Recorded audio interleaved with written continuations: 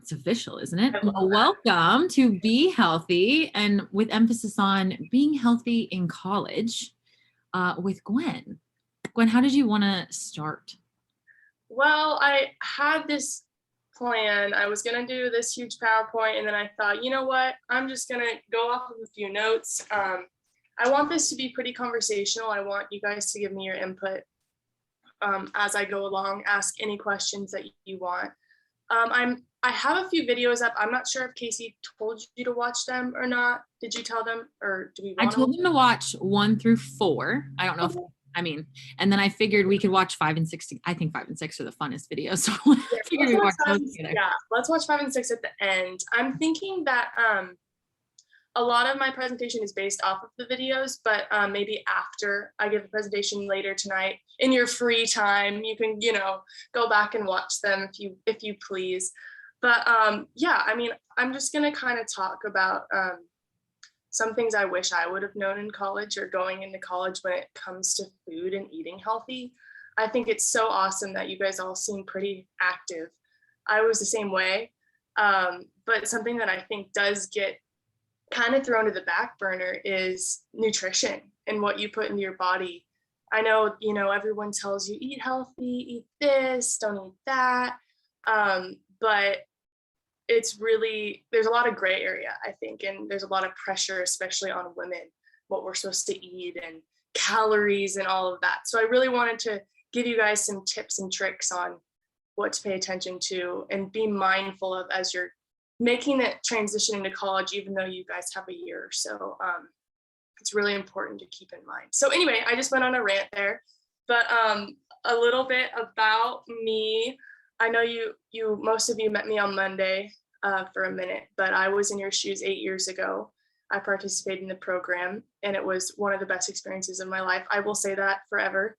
I continued my education at Chico State University, and I majored in agriculture, business, and minored in food sciences and nutrition. I just now decided that I want to go back to grad school and become a registered dietitian. So I think it's kind of a cool point to realize that even if you think you know what you want to do, it's okay to change. I know you'll probably hear that a lot, but it's so true. I thought I knew, and then DYW has given me the chance to kind of give back to you ladies. And when I do every summer, it's only been 3 summers or so, but I talked to Casey and I'm like, I have a bigger purpose. I think I need, I love to help people and I love to educate people on nutrition and just the simple things. And anyway, I'm ranting again, but I really want to make it a point that what you put into your body is so important, especially in one of the biggest times of your life when you go to college. It's kind of, people don't talk about it much. When you go to college, you're going to either move into the dorm, into an apartment, maybe just, move in with a friend to a different town. But it's the first time where you're really kind of responsible for everything you put in your body. You don't have a fridge that you just come home to or meal already made. You have to be responsible for what you're eating. You have to plan ahead. In a lot of colleges that make you, or where you live in the dorms, they make you purchase a meal plan for the dining hall. And that can be good and bad. I think it's kind of well known that, the dining hall is so good, and there's soda fountain, and there's cereal and pizza and ice cream, and every single option you could ever imagine is going to be right in front of you. And you don't realize how big of a problem or how hard it is to kind of navigate that until you're halfway through your freshman year and you're like tired all the time and you just don't feel your best and you can't pinpoint what's happening, and you're meeting so many new friends. So anyway, I kind of want to talk about that. The transition into college is hard. I'm just going to tell you that right now. There's so many distractions. You meet so many new people in a good way, but it's hard to prioritize yourself. This can make it really hard to stay healthy, especially with the dining hall. A lot of freshman meetings, they're going to try and grab you with free pizza and free donuts and free this and this, and I'm going to give you a $25 gift card to McDonald's if you just show up. And it's fun, and it's an exciting time, but it's really hard sometimes. And I can promise you now, if you do make a commitment to paying attention to what you put in your body, along with exercise, of course, it's going to pay off in the long run, because you'll have energy to go on hikes with your new friends. And I probably sound repetitive right now, but seriously, I wish if I could go back, I would have done it way differently my first year. Yeah, I was involved in all the clubs, and I'd wanted to do everything, but I wasn't feeling my best because I just was not feeding myself nutritious food. And once again, it's hard, but I'm going to try and help you and give you some tips. So I have a few tips for staying healthy when you get to college. My first one is going to be the most obvious, but drink water. And I know this is so obvious, but there's a soda fountain. I've never had a soda fountain just like there for 3 meals a day, right? Drink water. The first thing that I got addicted to, my hair is all over the place, when I went to college was energy drinks and caffeine and coffee. And we'd stay up late in the library, and we'd have the vending machine, and we'd get Pop-Tarts, and we'd stay up late, and we'd get, Red Bulls from Dutch Bros and all of that. And I felt terrible. I would have to sleep between every class. I wasn't feeling good. It was just normalized, and I didn't realize that it's almost like a coming of age thing. Like, you're in college. This is what you do. You eat SpaghettiOs, and you eat Doritos, and you eat Oreos every day, all day. Like, no, it doesn't have to be like that, So I think that's something really important to keep in mind. Also, caffeine. I mean, I love coffee, obviously. We all have our thing. But I would crash, and it just was not fun. So that's my tip number one, is to drink water. My second tip is to keep snacks in your dorm room or apartment, good ones. When I say good ones, let me tell you right now, all of your dorm mates, apartment mates, whoever you're living with, even if you're by yourself, people are going to have Doritos, and they're going to have Top Ramen. Parents are going to come in thinking that everybody needs a 48 pack of Top Ramen. I don't know why. It's just part of it. And if you make it a priority to keep, I don't know, bag of carrots is like 98 cents, right? If you have a little fridge, a lot of like nut butters, if you're allergic to peanuts or almonds or whatever, there's so many different kinds now. Spread that on a piece of whole wheat toast. I eat a lot of oatmeal, and especially at dining halls, they have a lot of different toppings, but it does get old. I will tell you right now, even the salad bar in the dining hall gets really old really fast. So having little recipes that I provided, I don't know if you have had a chance to look, but on the Be Healthy page for California Distinguished Young Women, there are a few recipes we'll go over at the end, and I'll answer any questions or modifications or anything like that. I just wanted to make it a point that if you keep good snacks in your room, it's probably what you're going to eat. What's in your house is in your mouth. I swear by that. Casey swears by that. I mean, it's just true.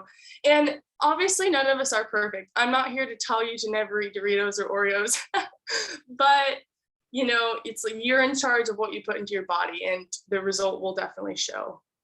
Energy wise, definitely. I mean, I didn't realize it until I came home from Christmas, and I wasn't feeling good. I couldn't fit into my Christmas dress. I was so confused.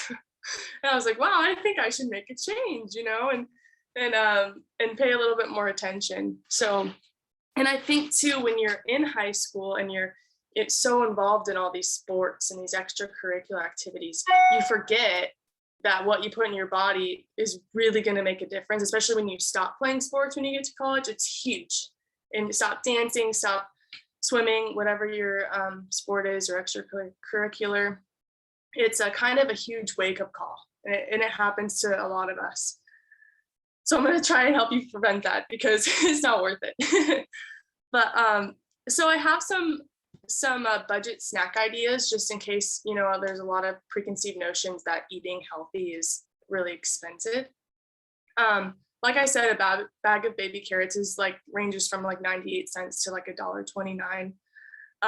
Almond butter, peanut butter packets for fruit, celery, whole wheat toast, nuts and seeds. A good tip is to shop the bulk bins.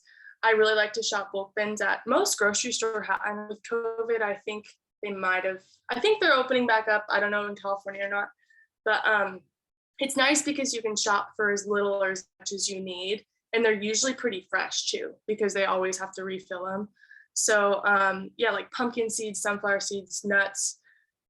Trail mix is a good one. I do want to point out that there are a lot of foods that are advertised as healthy and advertises, a great snack, which I'm not saying trail mix isn't a great snack, but pay attention to the ingredient list.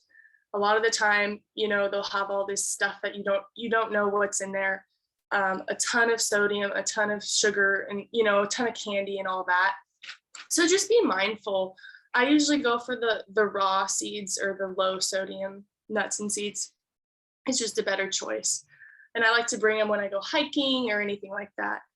Hummus is great, I'm sure for sandwiches and wraps, dips, for any vegetable. I like to make my own hummus now. It's kind of fun. I know you guys probably won't have a food processor in your dorm room, but even in the summer, this next year when you're still home, if you just take a blender or food processor and you just put a can of garbanzo beans in, some tahini, which is like sesame paste, and some lemon juice, and you can add like chives or onions or anything. It's so good, and you can freeze it. It's creamier than store-bought. It's so good. I'm just saying. I get really excited, so bear with me. Salsa is great for dips and guacamole.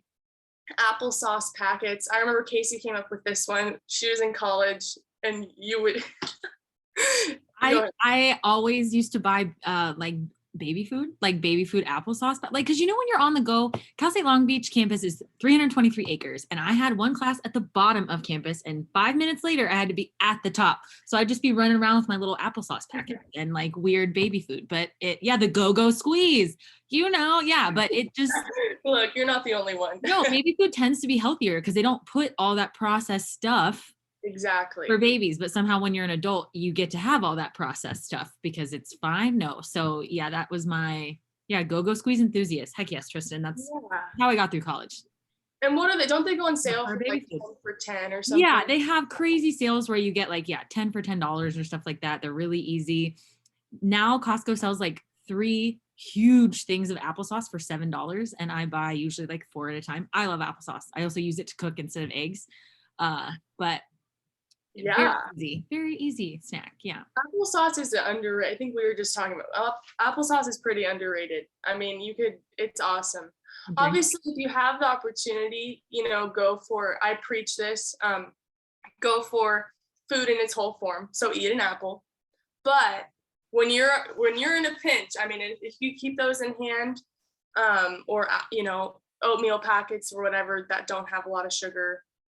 I noticed recently that they make this is a total tangent again, but they make those oatmeal packets, right? And most of the time they have a lot of sugar in them, but it's just as easy to open up a thing of oats, raw or quick oats or old fashioned, and just put a little water in them. Even if it's like room temperature water, it'll still turn an oatmeal, like it will. Like, or you can microwave it. You don't have to have the packs with all the sugar and all that. We don't want that.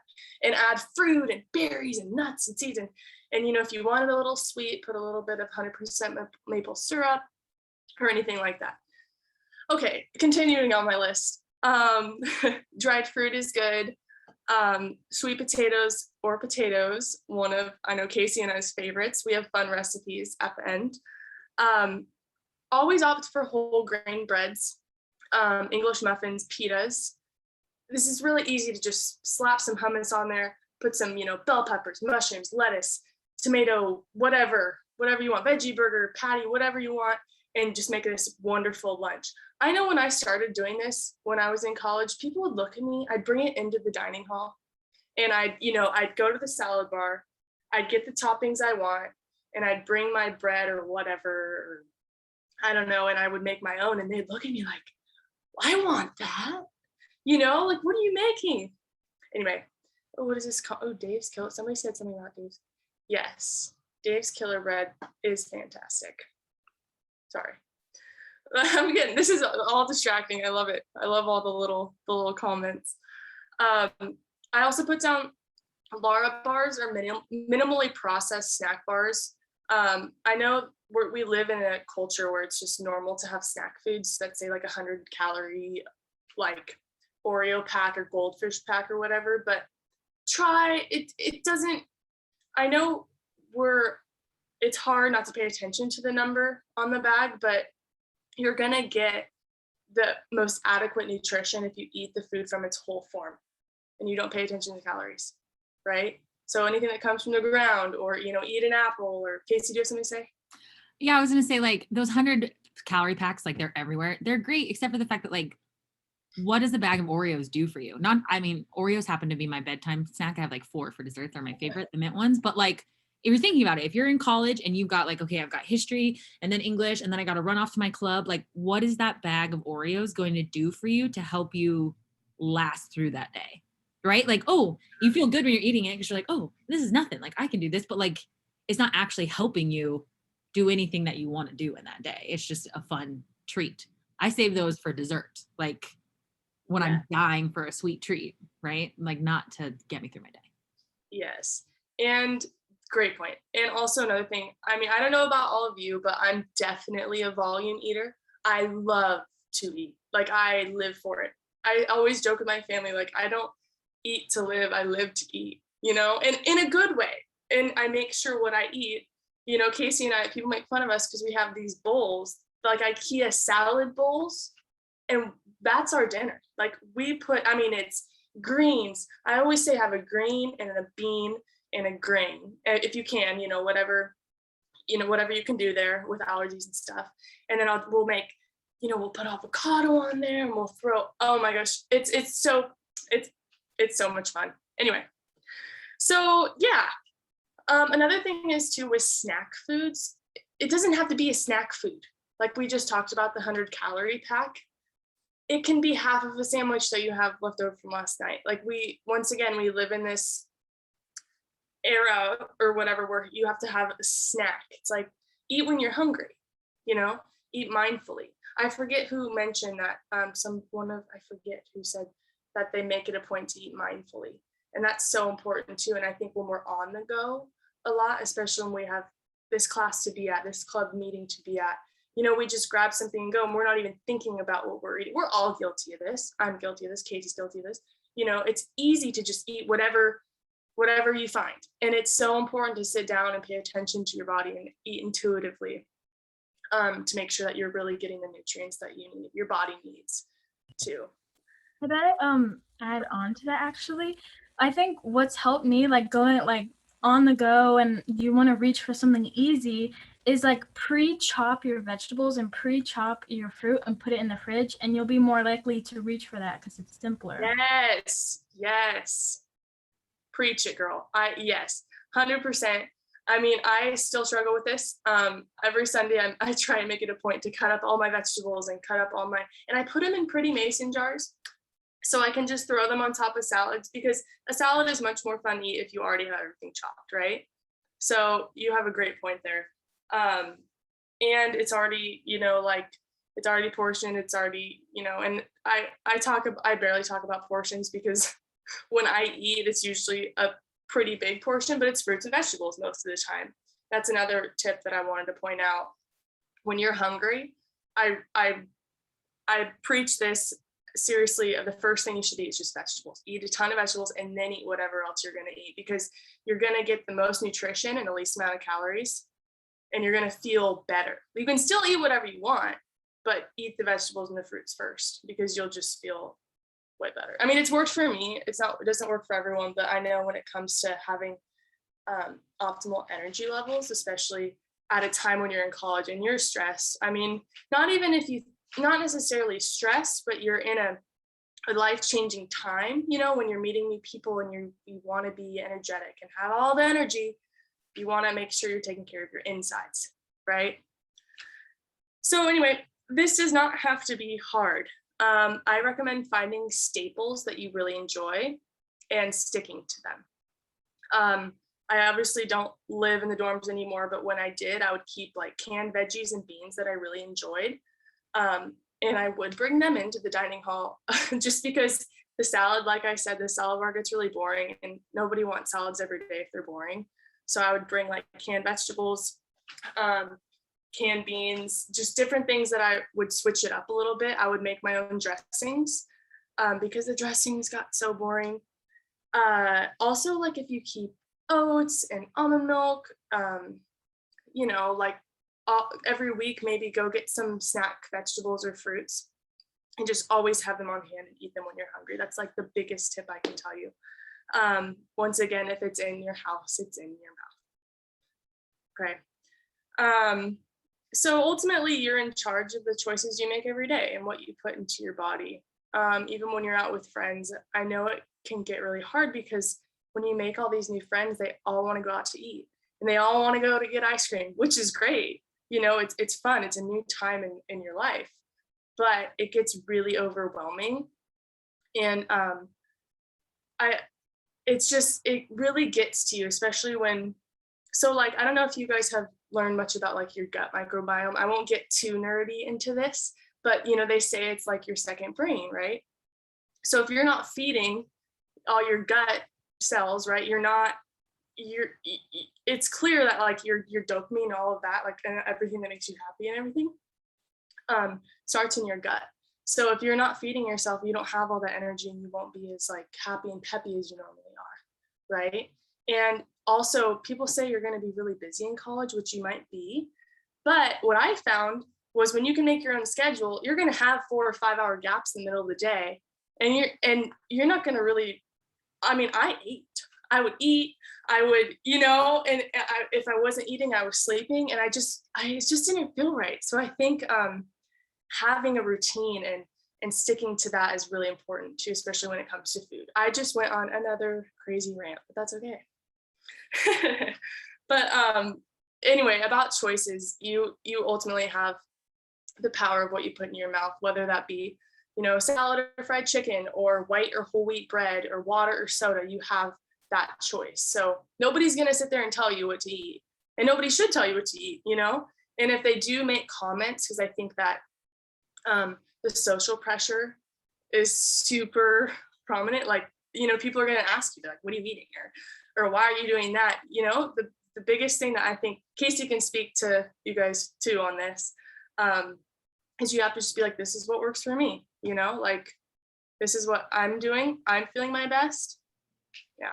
So I will full on go out to dinner with, so I'm vegan. I wouldn't say I'm vegan. I am pretty whole food, plant-based, and every once in a while I treat myself with an egg. I had like a unhealthy relationship with food in the sense that like I love to eat and I would self-medicate with food. So when I want you all to know that we are not telling you this because we think you need to lose weight. First off, you are perfect the way you are. We're telling you this because we've both been in parts of our lives where we just felt so unhealthy and run down and terrible, and we didn't quite know what it was. When I first met Gwen, I would have a container of Ben and Jerry's and a whole jar of Tostitos cheese sauce every night for dinner. Because I worked a very stressful job and I would come home and I'd be stressed, and those are like my 2 fave comfort foods. And that's what I ate. And it did not do me, like at the time while you're eating it, it's great. But like afterwards I would feel like crap. I am lactose intolerant. So who knew that all that cheese was totally wreaking havoc on my body. So we're telling you this because we want you to just like feel better when you're in college. What I was going to say is I now live in Alabama. Everything here is fried and meat and covered in some sort of milk or cheese situation. When I first really started trying to eat better, it is kind of weird and embarrassing. You know, people are like, well, why can't you just eat the pizza? And you're like, because I really want to make this commitment to myself that I don't, you know what I mean? So I've full on just gone out to dinner with people and I just like don't eat things. Like it's very normal for me at this point. My friends have like, now they're all normal with it. It was hard at first, but I'm very happy knowing at the end of the day, like I'm going to feel good. I don't want to feel bad anymore. Here in the South now, all the time when I order things, I have to say like, I'm very allergic to dairy. Like, please make sure there's no dairy touching it. And every one of them looks at me like, I'm so sorry. And I'm like, I understand, but I'm gonna projectile vomit in about 10 seconds. So I'm not that sorry. Like, please do not, you know what I mean? I don't feel bad. I'm not jealous of your cheese. It actually makes me nauseous. You know what I mean? So you'll get there. The pressure part is hard. I very much said I was going to vegan to everyone so they could hold me accountable because I was just trying to be held accountable. But it is difficult. But at the end of the day, you don't have to live with those people. You live with yourself. And if you want your body to feel good, do what you need to do to make it feel good. Exactly. Yeah, I knew Casey would have a great point to say on that. And that kind of goes with, so I have a note here, Casey, where I talk about when we were at nationals 3 years ago and how you wanted to treat yourself. And that's fine. And that's the thing. We live in this culture where you have to, you have cheat meals and and it's like, okay, and I think that comes with, you have to pay attention to, eating intuitively, and you're either feeding yourself or hurting yourself, really, if you look at it like that. And I'm not saying there's good foods and bad foods. There's just health promoting foods and not health promoting foods. And you have to ultimately make that decision for yourself. And what Casey and I would do when we were going on like vacations, or we would go to Disneyland a lot when we lived in Southern California, by all of you that live next to Disneyland. And we would, I'm not kidding, we would cook a bunch of like small to medium sized potatoes. Like 8 to 10 potatoes. 8 to 10 potatoes. We called them purse potatoes.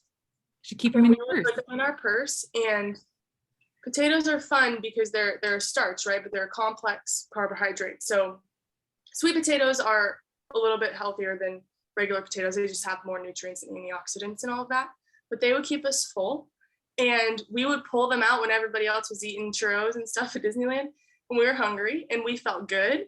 We didn't feel sick. We didn't risk Casey getting a dairy episode, and we felt great. And also, very cost effective. You all, a lot of you, I'm sure, have been to Disneyland and know how expensive it is to feed yourself. Did security ever ask?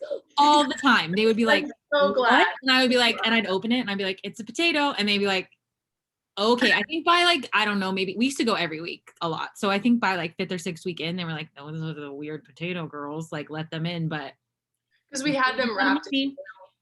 And we were happy. We were energetic. Everyone would be like, I need to eat. I'm shaking. And we'd be like, let's go to the next ride. Like we were ready.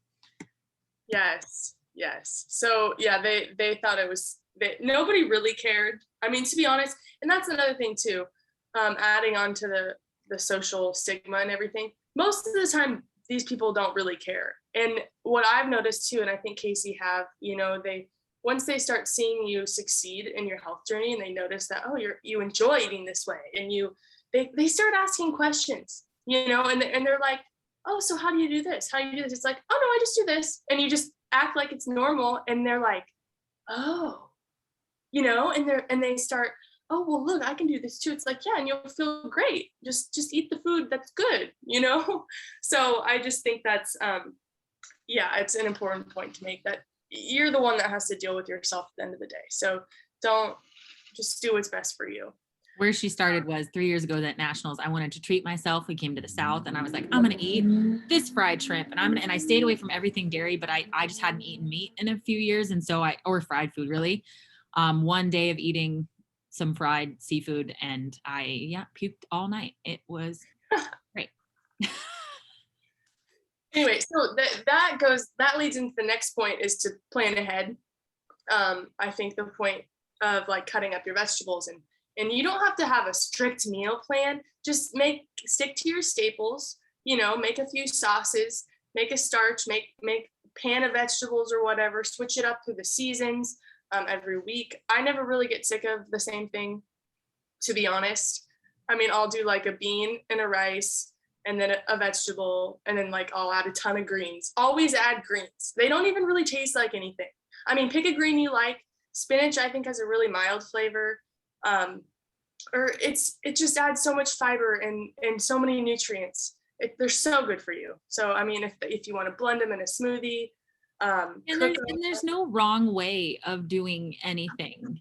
I don't know if you're gonna get into this later or not, but like if I don't know, I feel like some of us maybe have family members or moms or people who are like, that's not how you make that. You can make it any way you want to make it, if that makes sense. Like sometimes I look up a recipe and I'm like, there's some of that. And then I set the recipe down and I go for it. Like you don't have to be like, I don't have this. And so I can't make, like, just go for it. Yeah. Eating is like a weird art experiment. Sometimes it's great. Sometimes you might give that meal to the dog, but you know what? You'll learn more for next time, you know? Yes. I love these comments right now. Bell peppers are definitely something that we also bring in our purse. That's a purse item for sure. Grilled vegetables though, Skylar, that's like, now that I have a barbecue, that's like my jam. I know. I don't know I know some people have pretty formed opinions on mushrooms, but if you're open-minded. Like Gwen, who doesn't eat them raw. Oh, I don't like raw mushrooms. Anyway, so if you take portobello mushrooms, which are fantastic grilled, right? And you put a little bit of, Casey's dad showed this to me, he puts a little bit of like steak seasoning on it and cooks it on the grill. And I don't know what is in there, but it's like the umami flavor, right? They do taste like, anyway, sorry. And if you cook them on the grill and if they're juicy, I mean, I think it tastes like steak. I haven't had steak in like 15 years, but pretty much, tastes amazing. Can I add a little comment to that real quick? Oh, sorry. No, go I think Madeline has a comment too. So both of you, anyone, yeah. So my dad, like, we eat kind of everything, and he's all about like, oh, as long as it's like, because he's a farmer, so he's like, as long as it's like farm to table, it's good.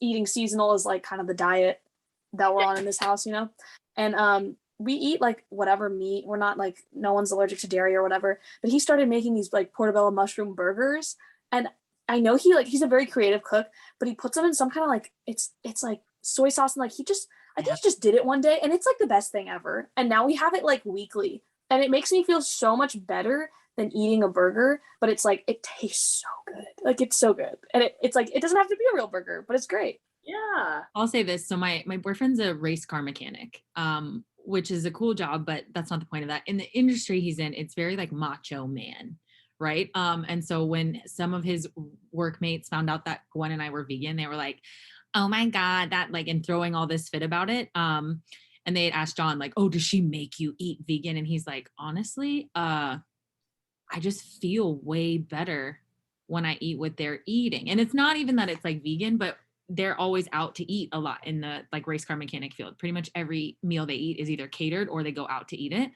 And those guys like love it and they think it's fun, but after lunch, they're tired and they're not like able to work on the cars as fast or like races. Like he's a tire changer. So it's like timed. You have to change the tires in like 20 seconds or something. Right. They don't do it as well, where John was like, wait, I'm feeling good. Like so it's really like, we're not telling you to here to eat things or not eat things. It's like, it's really how you feel. Like, how does your body feel when you eat these things?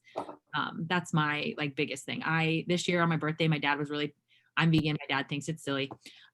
Even though we won't go into that. So he made really rare, juicy, bleeding steak, which is my favorite, on my birthday, and like teased me and like, ha, ha, ha. And I had one bite, and don't get me wrong, it tasted to perfection. He grilled it perfectly. He seasoned it great. But after one bite, I was like, oh, that was rich. And I already feel heavy. Like I just felt not like heavy, but like my body felt like, oh, weighed down. And he's like, don't you want the rest of the steak? And it's like this huge, bigger than your plate steak. Right. And I was like, actually, Dad, no, like, I don't mean to insult you. Your cooking was to perfection, but I can't eat that. I'm going to feel like crap tomorrow, So we're not here to like, if you want to convert to veganism, like clogged. Exactly. Yes. Clogged is a great word. I feel clogged when I eat stuff like that. So yeah, we're not trying to convert you. If you're interested, please reach out. But what we're trying to get a point across is like, when you're doing as many activities and cool things as you are, you just want to make sure you feel good while you're doing it. Yeah.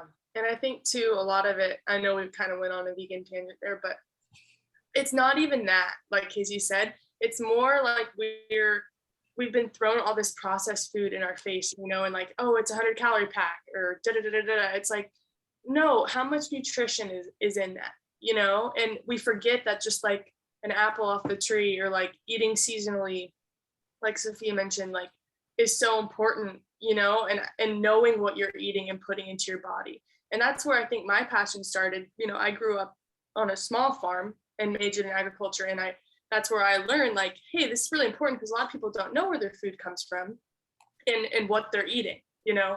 And I think that it's just knowing and being aware and not falling into social media and what, you know, all these diet culture, yo-yo diet plans are trying to sell you and trying to get you to learn about. It's like, no, it's just be educated, you know, and you guys are so smart, and really make yourself a priority when it comes to that, because ultimately, like I mentioned before, when we think of health, we think of, you know, exercising and eating right and all of that, and mindfulness, especially nowadays.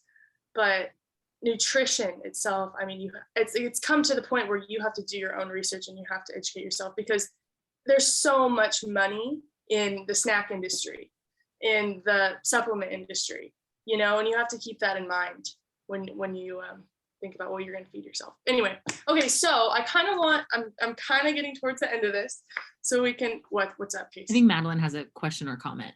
Yeah, go ahead. Yeah, I have a quick comment. It's not going to take that long, but I was just thinking while you guys were talking about that stuff, you would think that I have like a good dietary plan with all the sports that I do. I am probably the worst diet, like diet wise, I'm awful. It's almost embarrassing. And when you guys were talking about how people were like, why are you eating it? Like talking about that, there was like certain drinks that I have that will keep me hydrated, or they'll help my muscles recover. Because after, you know, you go run and do all that stuff, it doesn't recover quickly. And I'm sure you guys have heard of it. You guys know apple cider vinegar? Yeah. I have it, and it smells awful. It smells awful. So I'll drink it at school, and they'll be like, what are you drinking? And they'll grab it, and it smells like vinegar. Yeah. They look at me, and they're like, what are you drinking, Maddie? But honestly, I totally agree with you guys. If it makes you like, if it's helping you, it doesn't really matter what everybody else thinks. And it's like, it's not the best tasting thing. It never is. If I just like down it, I don't really think about it. Yeah. But if it helps your body, it really doesn't matter what it tastes like. Yes, exactly. And I think that's important to, especially girls your age, you know, like be that advocate and for yourself, you know, and also just set an example. Like Casey and I aren't here to tell you what to eat or tell you what to put in your body, but I know that like living it and walking the talk, is that the right way? Is that what I meant? Is going to go further than anything. I mean, even at the grocery store, I've had an older lady behind me, she's asked me, what are you going to do with those leeks? Or what are you going to do with those? What kind of vegetable is that? And people start asking questions. And I think it's, you'd be surprised how much of an example you can show, you know, just by living it. And that's awesome. That's a good point. But anyway, I had kind of a cool resource for you guys. It's up on the Be Healthy page. It's called The Daily Dozen. And it's by author and Dr. Michael Greger. He wrote the book How Not to Die. And he created this chart. Can I screen share? Am I allowed? Do you want to screen share, or do you want me to do it? You can. I practice, so I think I know how. But okay. Can you do it? I can, yeah, I'll do it real quick. Okay, pull it up. If you wouldn't mind. Thank you. Yeah. Oh, you already have it. You are so on it. So the Daily Dozen, basically it's an easy way to remember to integrate some of the healthiest foods that are actually on the planet. So basically there's 12 foods. Well, if you want to count exercise and beverages. I refer to this almost every day. I have it up on my fridge, and I don't really look at it every day, but you know, most of the time, you know, you're going to want a green, you're going to want a bean. Berries are so nutritious and so high in antioxidants and phytonutrients. When I say phytonutrients, fight, basically I refer to as like fight. So they fight cancer. They're only found in plants, right? So phyto is plant. So I make sure to look for foods that have the highest amount of antioxidants and phytonutrients. obviously, so beans are really, I love beans. I mean, some people don't like beans, and I totally understand that, but I promise you can find one that you will like. I mean, pinto, garbanzo, black, how do you say that? Azuki or whatever. I don't know, but I just have to add, Gwen will straight up eat a cold can of refried beans. I've seen her do it multiple That's my love. That's my love. That's how much she loves beans. Yes. I mean, they are let me reword that. They are the food that's most associated with longevity. So people that live the longest life around the world have a huge amount of beans in their diet. I mean, they're so good for you. I have a question about beans, actually. Yeah. Are green beans beans, or are they just like vegetables? Yes. So that's actually a really good question now that I think about it. Green, yeah. So I'm pretty sure they're like a form. Aren't they a legume? They're a legume. So they're a legume. So they're like the same family as like peas, lentils. So yes, sort of greens, beans. Yeah, they're a legume. Thank you for that. I like totally had a brain fart there.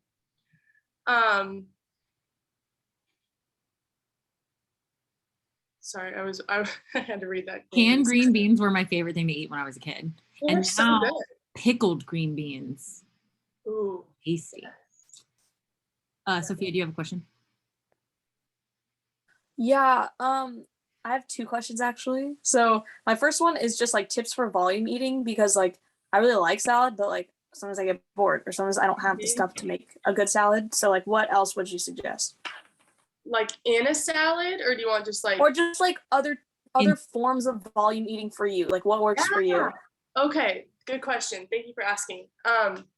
So I also get sick of salad, especially if I don't have all my toppings. I cannot have a boring salad. It has to be exciting. For volume eating, most of the time, like I said, half of my plate is always vegetables. They're not always raw vegetables. I actually need to get better at that.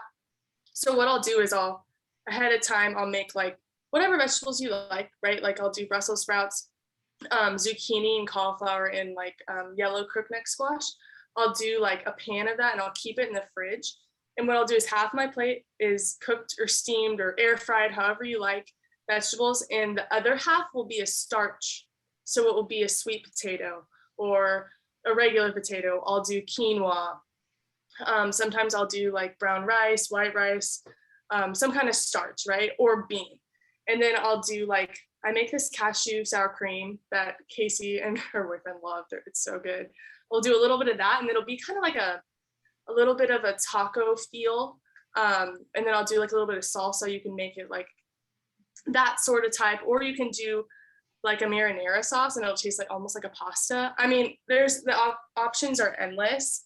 What's another It's great in the winter. You can like load up soups and stews, put them with rice, put them on top of a potato, put them on, I'll make that last for days. Especially like if you're in college, you have access to like a crock pot, like Stephanie was saying earlier. You can make like a soup or a stew or a chili at the beginning of the week and eat it one day normal, eat it the next day with rice, eat it the next day on a potato, like eat it next day in a bell pepper and double bake it. Like you can get so creative, and like it's just that one thing you made on Sunday. Mm-hmm. I think too, another thing, Casey and I, when we lived together, we like to make pizzas. And we would do, I mean, you can get thin crust or like cauliflower crust, or the opportunities, I mean, the options are endless. But we would just do like a pesto sauce and just like cut up onion and mushroom. And I liked a ton of vegetables on there. And it would be like a pie almost. I mean, seriously. And it's just, all it is like whatever sauce you want. And I put a ton of vegetables and then like a little bit of nutritional yeast. I don't know if you guys know what that is. Kind of has a cheesy texture, and I'll do like just like, I don't know, maybe a little bit of like vegan cheese or whatever you want, but it's mostly vegetables. So I don't feel bad when I eat the whole pizza, and you know, it's like I still get that volume. I still feel like I'm eating a pizza, but it's vegetables. So thank you so much. I also have one more question about gut health. Yeah, like I know about it. I know it's like really important. My aunts always talk about it, but like I don't really know, how do you make your gut like healthier? Yeah, so that's a really good question. And I don't know if I'm going to be able to make this like totally like answer this. It's such a big question. So your gut microbiome, right? There's so many different, like they're just figuring it out, right? Like it's like your second brain. So your gut is, so I'm going to get probably TMI right now. I came to the realization that it's normal for people to like not poop for like 4 or 5 days. And honestly, that's just crazy to me. But what's happening is you're not feeding fiber to your gut. So fiber is the number one important part of gut health, right? You have to keep things moving pretty much. And fiber only comes from plant foods. So I know that a lot of people use like probiotics and prebiotics, which yes, can really help your gut health. And this is a huge, I guess a huge category that's like still being researched. I mean, I'm still learning about it. I'm reading this book called Fiber Fueled, and it's so fascinating. It's all about your gut microbiome. But my biggest tip would be to eat fiber-rich food because your gut microbiota fuels on fiber. Casey had a really good analogy. Didn't you just tell me? I just Snapchatted you this. My grandma was asking me the other day, like, what is a gut microbiome and like how does it work? Because her doctor just told her to change her diet. And so basically what I said is like your gut is like a business, okay? Like you've got the gut microbiome business, and in that business there's all these departments, like a normal business, right? But each department is in charge of processing that food. So if you are eating carrots, like the carrot department runs up to your stomach and is like, oh, we've got the carrots and we're going to process these, right? And then you eat a banana and the banana department runs up and is like, we're going to process these. The problem is that like in all jobs, if you don't use that department, it gets eliminated. So if you're never eating fruits and vegetables, so I'll get real TMI. Before I switched my diet, I was pooping probably once every 3 or 4 days. I also didn't know I was lactose intolerant, which was a huge part of that. But I was not eating enough fruits and vegetables and all these different variants to like make my tummy happy.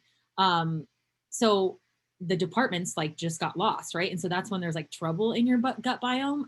Right now, I feel like my gut is great. It has all the departments it needs except for the dairy department. The dairy department left.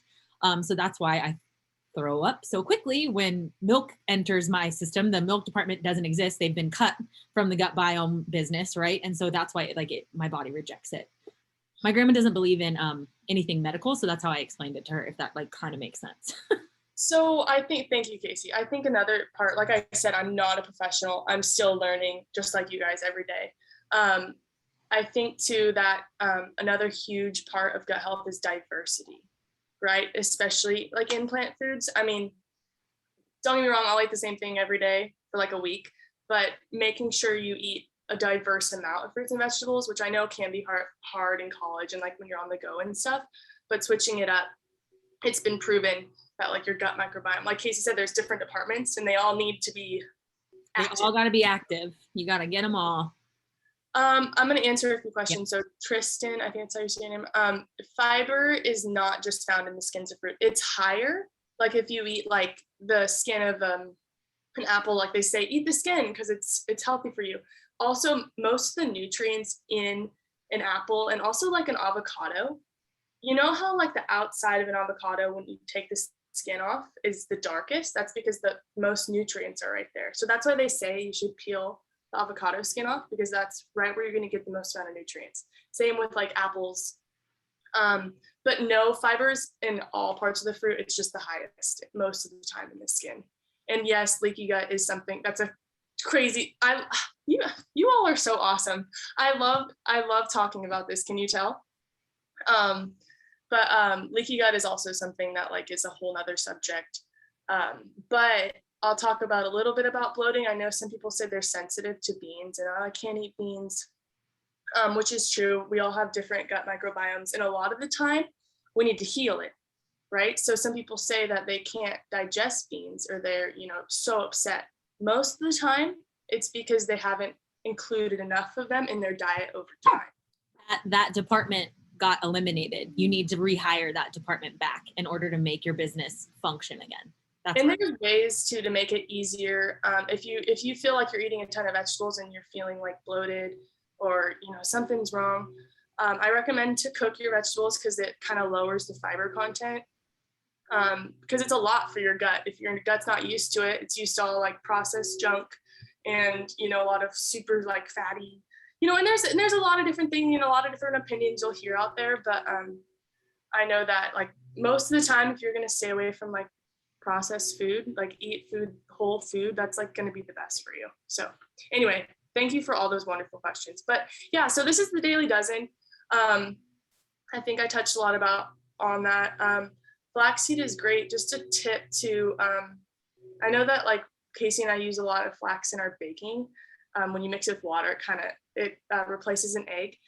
But make sure if you're gonna buy or eat flaxseed, you eat it in the ground form because you can't digest it when it's in the whole seed form. It's like a bird, like it's like birdseed. You'll just like poop it out basically.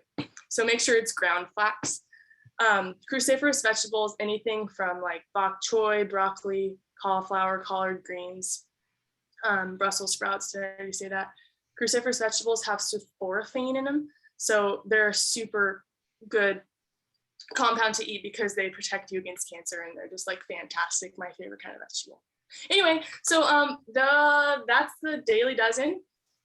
There's even an app for it. So if you like download it, you can like click off your Daily Dozen. And it might seem like it's hard to hit all of these things, but if you eat a peanut butter and banana sandwich at the dining hall, that's 4 boxes, right? You have a whole grain, peanut butter, banana. Or like if you have a salad for dinner, have 2 cups of spinach, a cup of arugula, handful of walnuts, some blueberries or whatever, that's like 6 or 7 boxes. So you'd be surprised how fast you can hit it in the day. And my whole point is when you focus on the good food, my whole thing is like, you don't have to take away all the bad food, just add the good food. That's like the first step. Because when you add it, it'll just become habitual and you'll just keep on wanting it.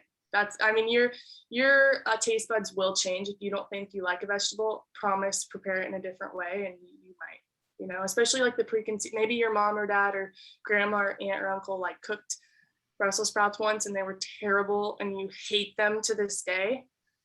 Just change your mindset. Really, it's all about your mindset. Look up just different recipes. The way people cook things is like a big thing. My mom does not eat vegetables at all. Because her mom growing up either like steamed it or boiled it. And so most things don't taste great like that. So she just came and visited me for 2 weeks and she was like, okay, I'll eat whatever you're eating, which is really big for her. And she did a lot better because she was like, oh wait, this actually kind of tastes good. And I'm like, well, because I cooked it like a different way than just boiling it or steaming it. So experiment, get in there. Ethnic food is really fun. They have all kinds of spices and seasonings and things that like really knock up your dish to the next level. Yeah. Yes, we'd love that. But anyway, so that's pretty much all I have. I was gonna go over a few. It's kind of up to you if you guys wanted to ask me some more questions, or we can go over some of the recipes that are on the Be Healthy page. I feel like almost we should show those 2 videos and then. Oh, I forgot about that. Like they're gonna spawn questions. You know what I mean? Yes. Okay, we're gonna show you some videos. And let us know if you're like bored or anything, because I get it. I get really excited. Okay, we're gonna talk about choices and peers. It's only 4 minutes. And then we're gonna talk about.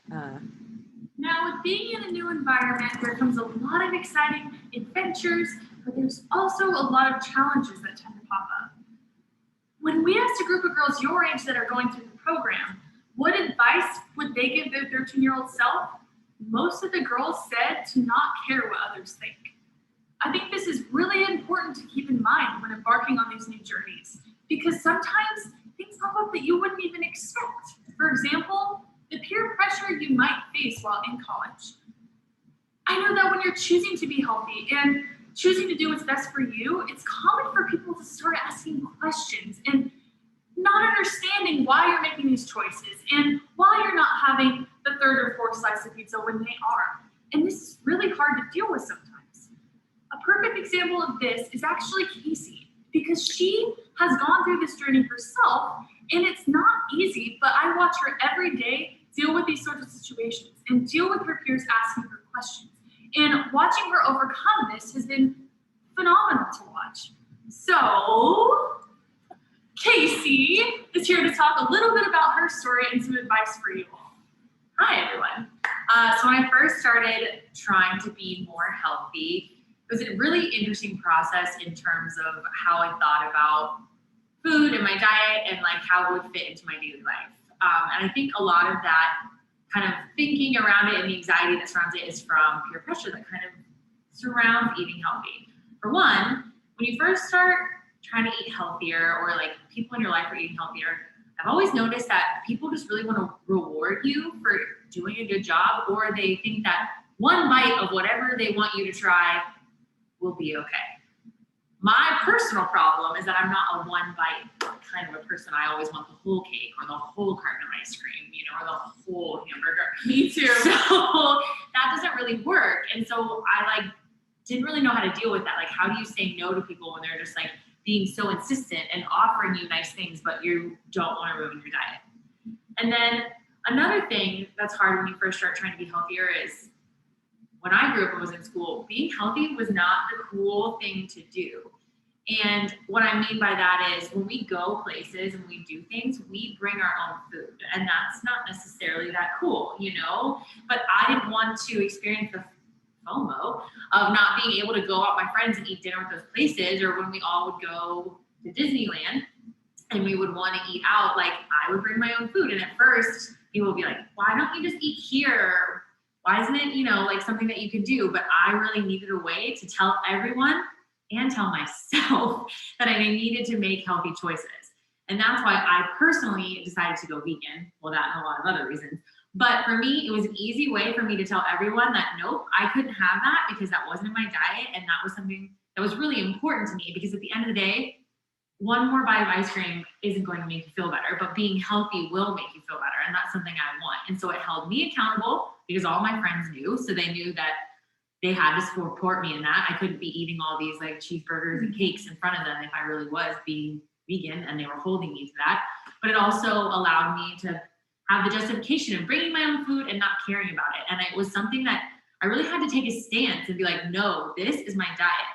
So basically, the moral of this story, or I think a huge takeaway we can all take from this, is it's really important to remember to make this commitment to yourself. And it's not about anyone else.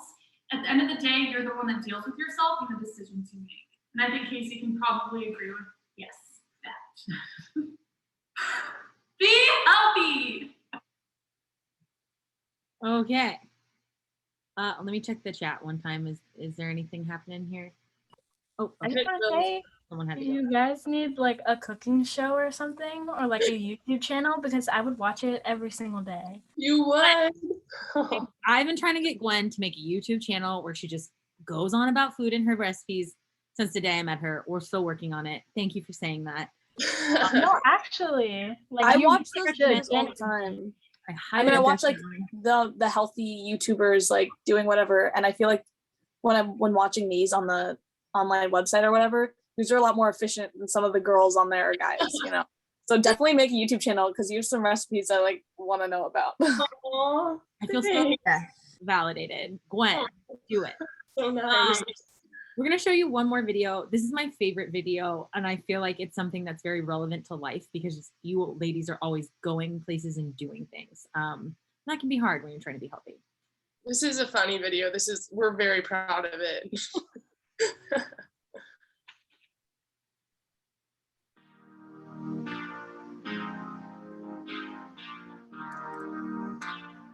Every single day, you're going to be faced with challenges, as you know, that you didn't expect that much. You thought you were going to go get breakfast here, lunch here, and dinner here. But that's not always how it goes. Sometimes you'll be stuck in the library studying and you're hungry. And a great way to prevent going to the vending machine and getting a Pop-Tart is planning ahead and having these easy meals on hand that you can bring with you everywhere you go. Especially when you're with friends and they're gonna wanna go somewhere like Disneyland. I live in Southern California with Casey, as she mentioned, and we would go to Disneyland about once or twice a month with a group of friends. So if you're going to Disneyland, I'm all prepped. First, potatoes. Looks crazy. Most people think we're crazy. But you know what? When you've been standing in line for 3 hours to get on the ride you want, and all that's around is popcorn and kettle corn and turkey legs, and none of that sounds good, first potatoes, first bell peppers, first apples. These are all the way to go. Not to mention, it's cheap. Most of my friends spend at least $40 every time they go to Disneyland. We bring our own water, bring our own first potatoes, we're set. We are set, although the security guards look at us a little crazy, but we feel great after. Exactly. And it's not just when you're going to places like Disneyland or maybe out with friends for the day. This can even translate to when you're going to other countries. Huh. That's such a funny point you bring up, Casey, because we had a whole year planned to be in Europe, and Casey and I want to stay healthy while we're here, right?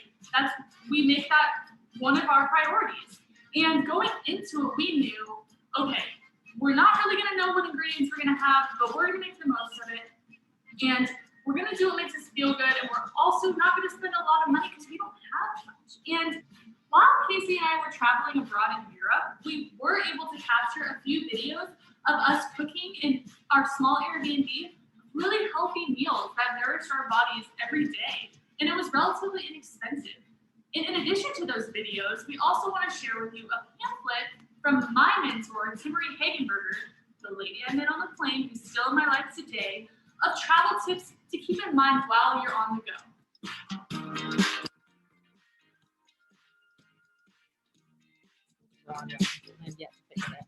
Okay, so today here in London, England, we decided to cook up some dinner here at our Airbnb. Last night we got some soups at our local Tesco market. They're very inexpensive. They're about under $2 USD, I would say. So we had this last night. It was great, very low in sodium, but we want to spice it up a little bit tonight. So what we're going to do is we walked down to our little store down the street on the corner here in our Airbnb, and we got an onion and some of this, where did it go? Garlic puree here. Very inexpensive because we wanted to add a little bit of flavor to our soup and make things more exciting, let's say. So we added some garlic and some onion, and Casey had this brilliant idea. So we're gonna add a bag of spinach here to get our greens in for the day. We're gonna just pour it on in with our onions. I'm pretty sure we could probably add quite a bit because we all know how spinach breaks. So we're just gonna let this cook here for a little bit, and then we're just gonna pour in our soups. We have some roasted tomato balsamic vinegar, and we have some sun-dried tomato and lentil soup. We're just gonna mix them because veggies are veggies, and they're probably gonna taste wonderful together anyway. And we're gonna pour it over some rice. Nutrition.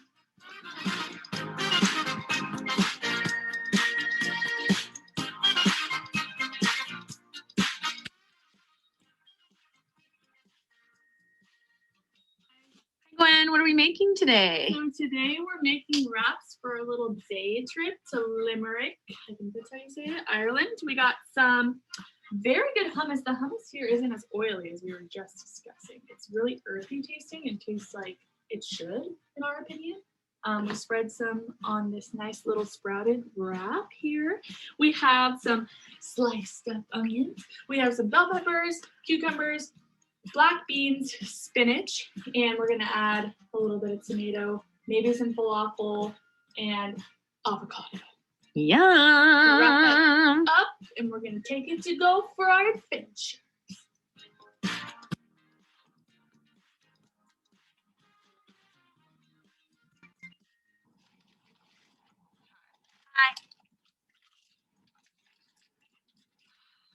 It is 7:04 p.m.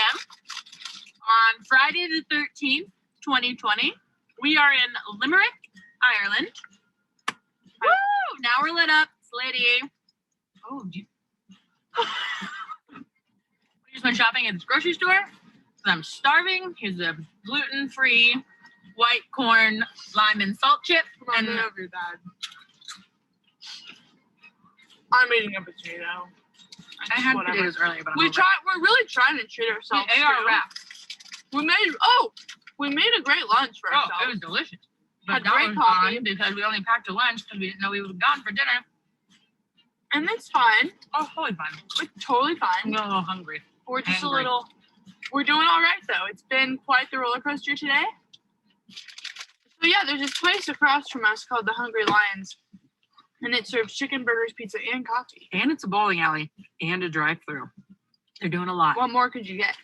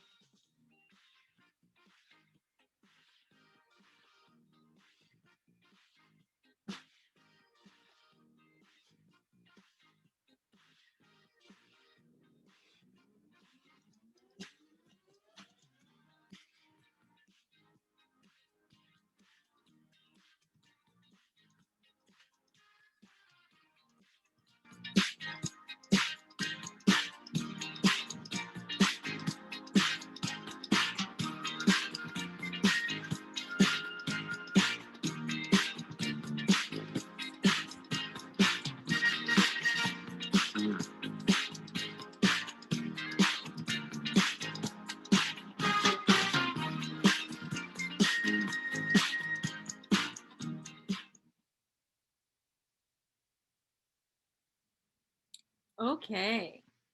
So what is the silly point of all of this?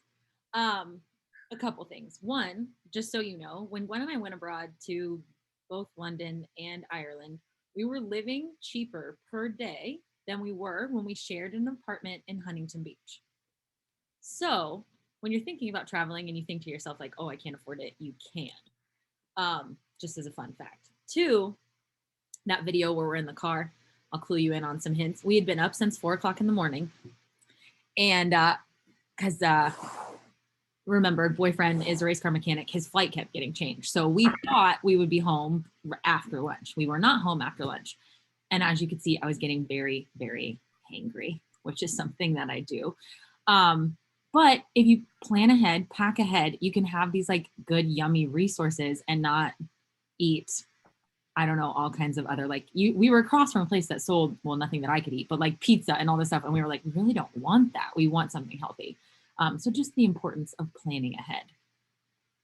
Do you have anything, Gwen, that you'd like? No, I kind of forgot how cheesy those videos were. They're real cheesy. I hope you enjoyed them.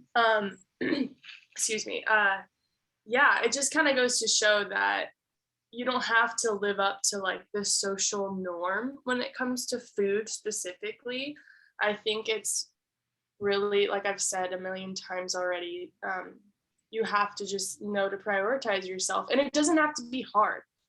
And it doesn't have to, are you looking at all of the? Yes, I just saw the comments. I love this. First potato gals. That's first potato pals. I'm in.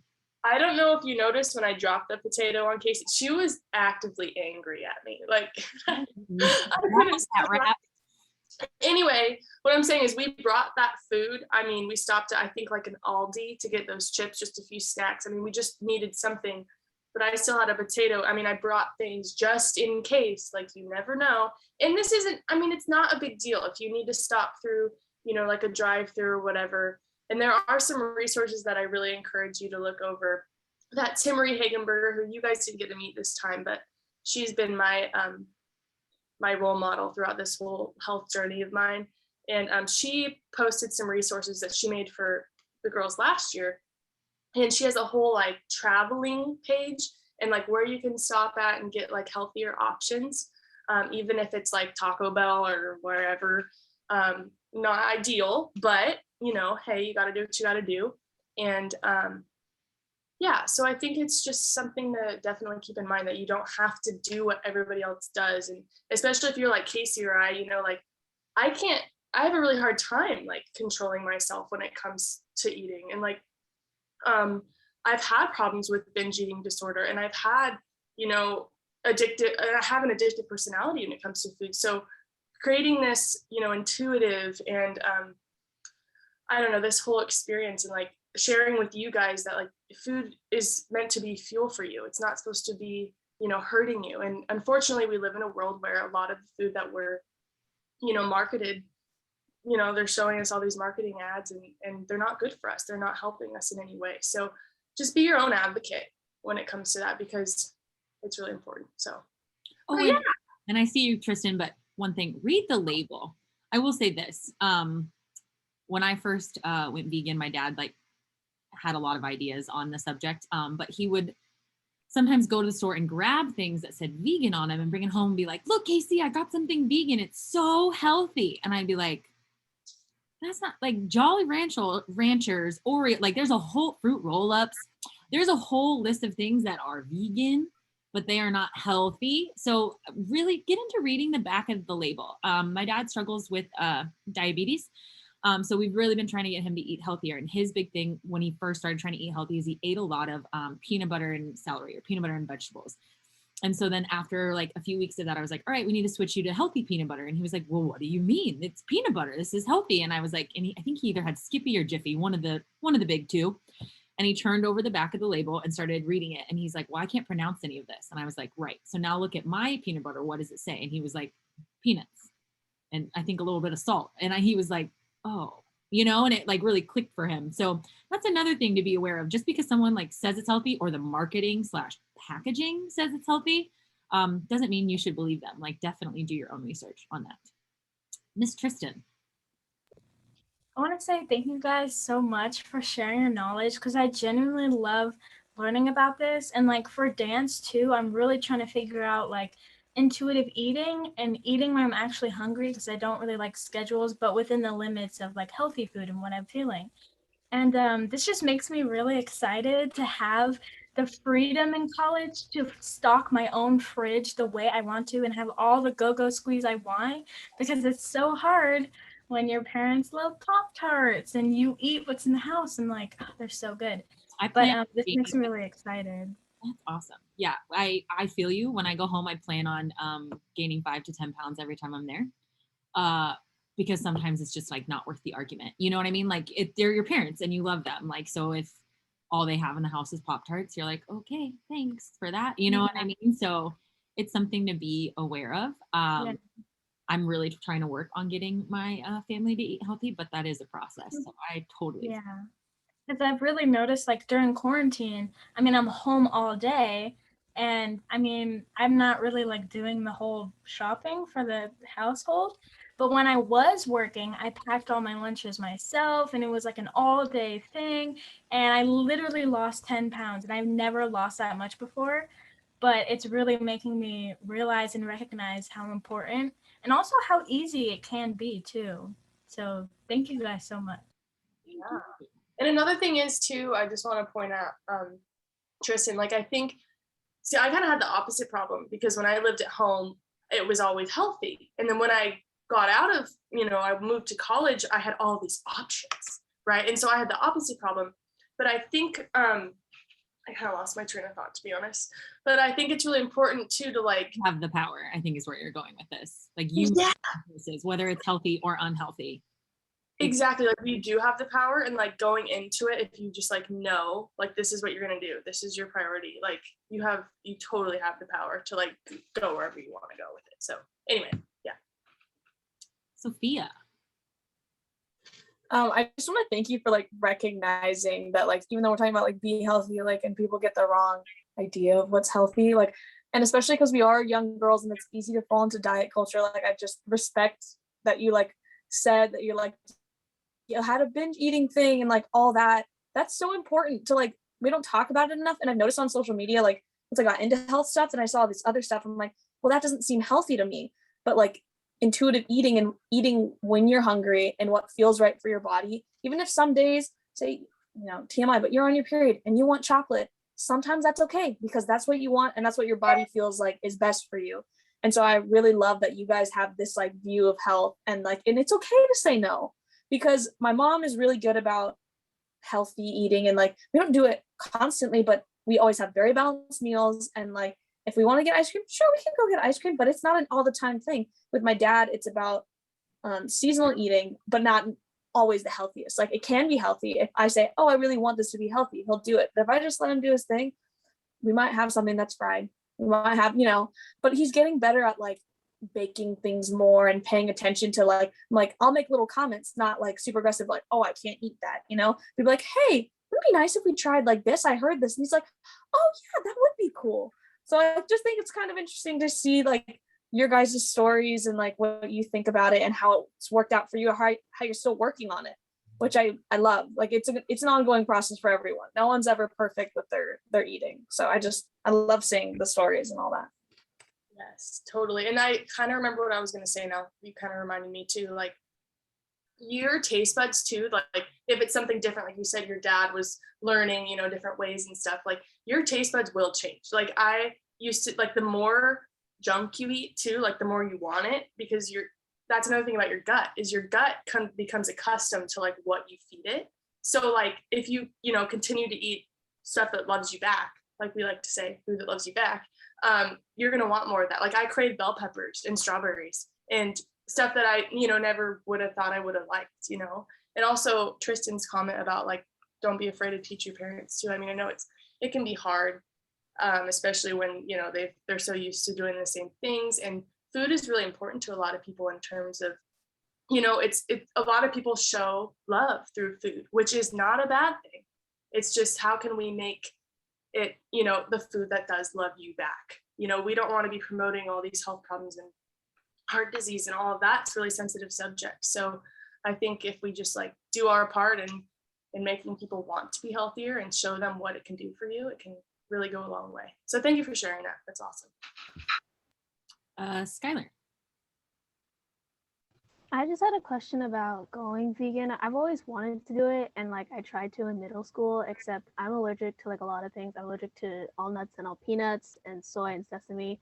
God made me Asian, but also did not want me to be Asian at the same time. So it was just really hard for me to like kind of like do that. And my mom made me eat an egg every morning because she was worried I was gonna like die of protein deficiency when I did that. So I've always wanted to like go pescatarian because like I'm Japanese and I love fish and I have to have that. But I was just wondering how you can like navigate that with allergies, because even though like you don't necessarily have to eat like the stuff that just says vegan on it, I just feel like a lot of it is like nuts and peanuts and stuff like that. So that's just kind of like, what would you suggest to like have a diet plan or whatever with that?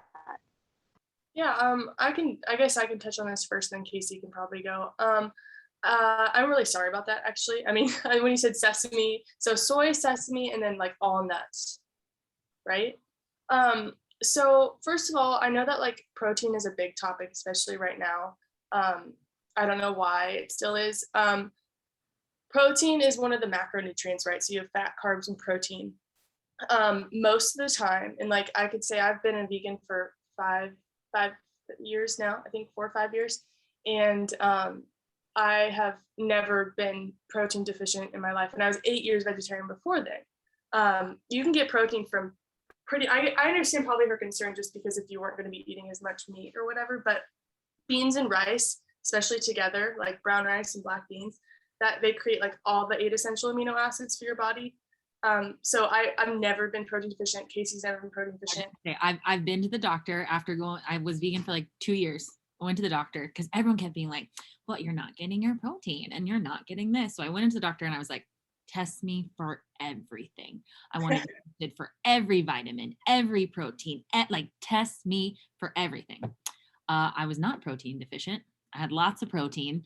The only thing was I was low in vitamin D, which we all are. And I was low in vitamin B, which we all are. So I wouldn't worry about it, and know that if you ever feel like you could be or something's wrong, you can always go in and be like, test me for everything, kind of a deal. Yeah. As far as like the allergies go, I mean, that is really unfortunate, but to be completely honest, so you said soy, sesame, and all nuts.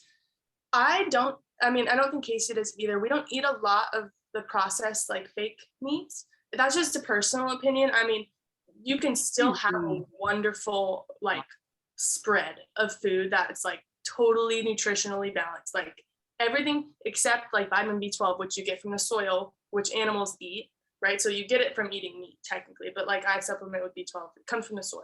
Me too. We just don't get it. And D3, we're all deficient pretty much, most of us. But I mean, honestly, like with beans and rice and like different kinds of sauces and all sorts of stuff like that, and like greens, the nut part is hard. Can you have like rice milk? Or oat milk, right? Or I oat? can have rice milk. I didn't know that was a thing. You can have rice milk. Rice Yeah. milk, oat milk. They have, so all nuts. So this is like walnut, macadamia, almond. But oat milk is like, I mean, we were just talking about in the chat, oat milk creamer. Oats are great. And honestly, oat milk is so easy to make if you've never, I mean, I know I'm a little extra, but if you just take oats and blend it with a little water, you're supposed to have a high speed blender, but I think you can use a regular one. And you can just get like a little strainer milk bag on Amazon for like $10 or something. And you just, it's like creamy and wonderful and fantastic. You can also buy it. But I would say that it wouldn't be that difficult to get the nutrients that you need. I'm not a professional, I'm not a dietitian yet. But you could do it. Just do some research if you really wanted to. And also just like, it's not an overnight thing, you know, like add stuff you think you would like, start cooking, you know, experimenting, and then go from there. I was gonna say too, I don't like peanut butter. I'm that weird person. I really don't. Every once in a while I have it in something, but I don't know like what I eat in a week. I had like fajita salad on Monday, which is grilled veggies. We had taco salad on Tuesday, which is like colder veggies. I love pasta, but I have to be wary of it because if I don't have enough vegetables, I get very clogged, as someone said earlier. But I do eat that a lot. I love rice and beans. I can eat rice and beans upwards, forwards, backwards every day, different kinds of rices, different kinds of beans, stuff like that. So and I love like Mediterranean dishes and curries, Thai. Like, yes, they do use a lot of peanut in there, but also like you could get no peanut and you do like a red curry or a green curry. Anything like that is fun. Get Pinterest is your best friend. Just start like looking up recipes or things, or even I have like a vegan crock pot book, which is, I mean, I don't think it's all like canned beans and corn and stuff and like how to make stuff on the cheap. But yeah, I think you could do it. I just think it would take a little research, but I totally think you could do it. Yeah. I have 2 more questions. Yeah. The first question is cooking related. I don't like cook that much. I mainly like bake, but when you're cooking like vegetables in a pan, don't you have to add some type of liquid before? Like, what's a healthier option to like add in with your veggies? This is a great question. I'm so happy that she asked this question. Do you mean to like without cooking with oil? Is that what you're getting at? Yeah, if there's another healthier option. Cool. Yeah. Gwen, take it. Most of the time, I know that it's like really common to like when you cook like on a skillet or a pan or whatever, like, yeah, you spray the pan or you put like a tablespoon of oil, which is fine. But it's really easy to cook vegetables, especially like if you're starting with like onions, carrots, and celery or garlic or whatever. It's super easy. You have to remember, vegetables are mostly water anyway. So they're going to create their own like, yes, like they will totally cook. And if it's having a hard time like getting started, I like to add a little bit of like veggie broth or a little bit of water. Oil isn't something that's bad to cook with. This is a whole nother subject. But when you look at the health promoting facts of oil, like oil is the most refined food you could possibly get, right? So I like to take this analogy. So you have half of an avocado and then you have a tablespoon of avocado oil.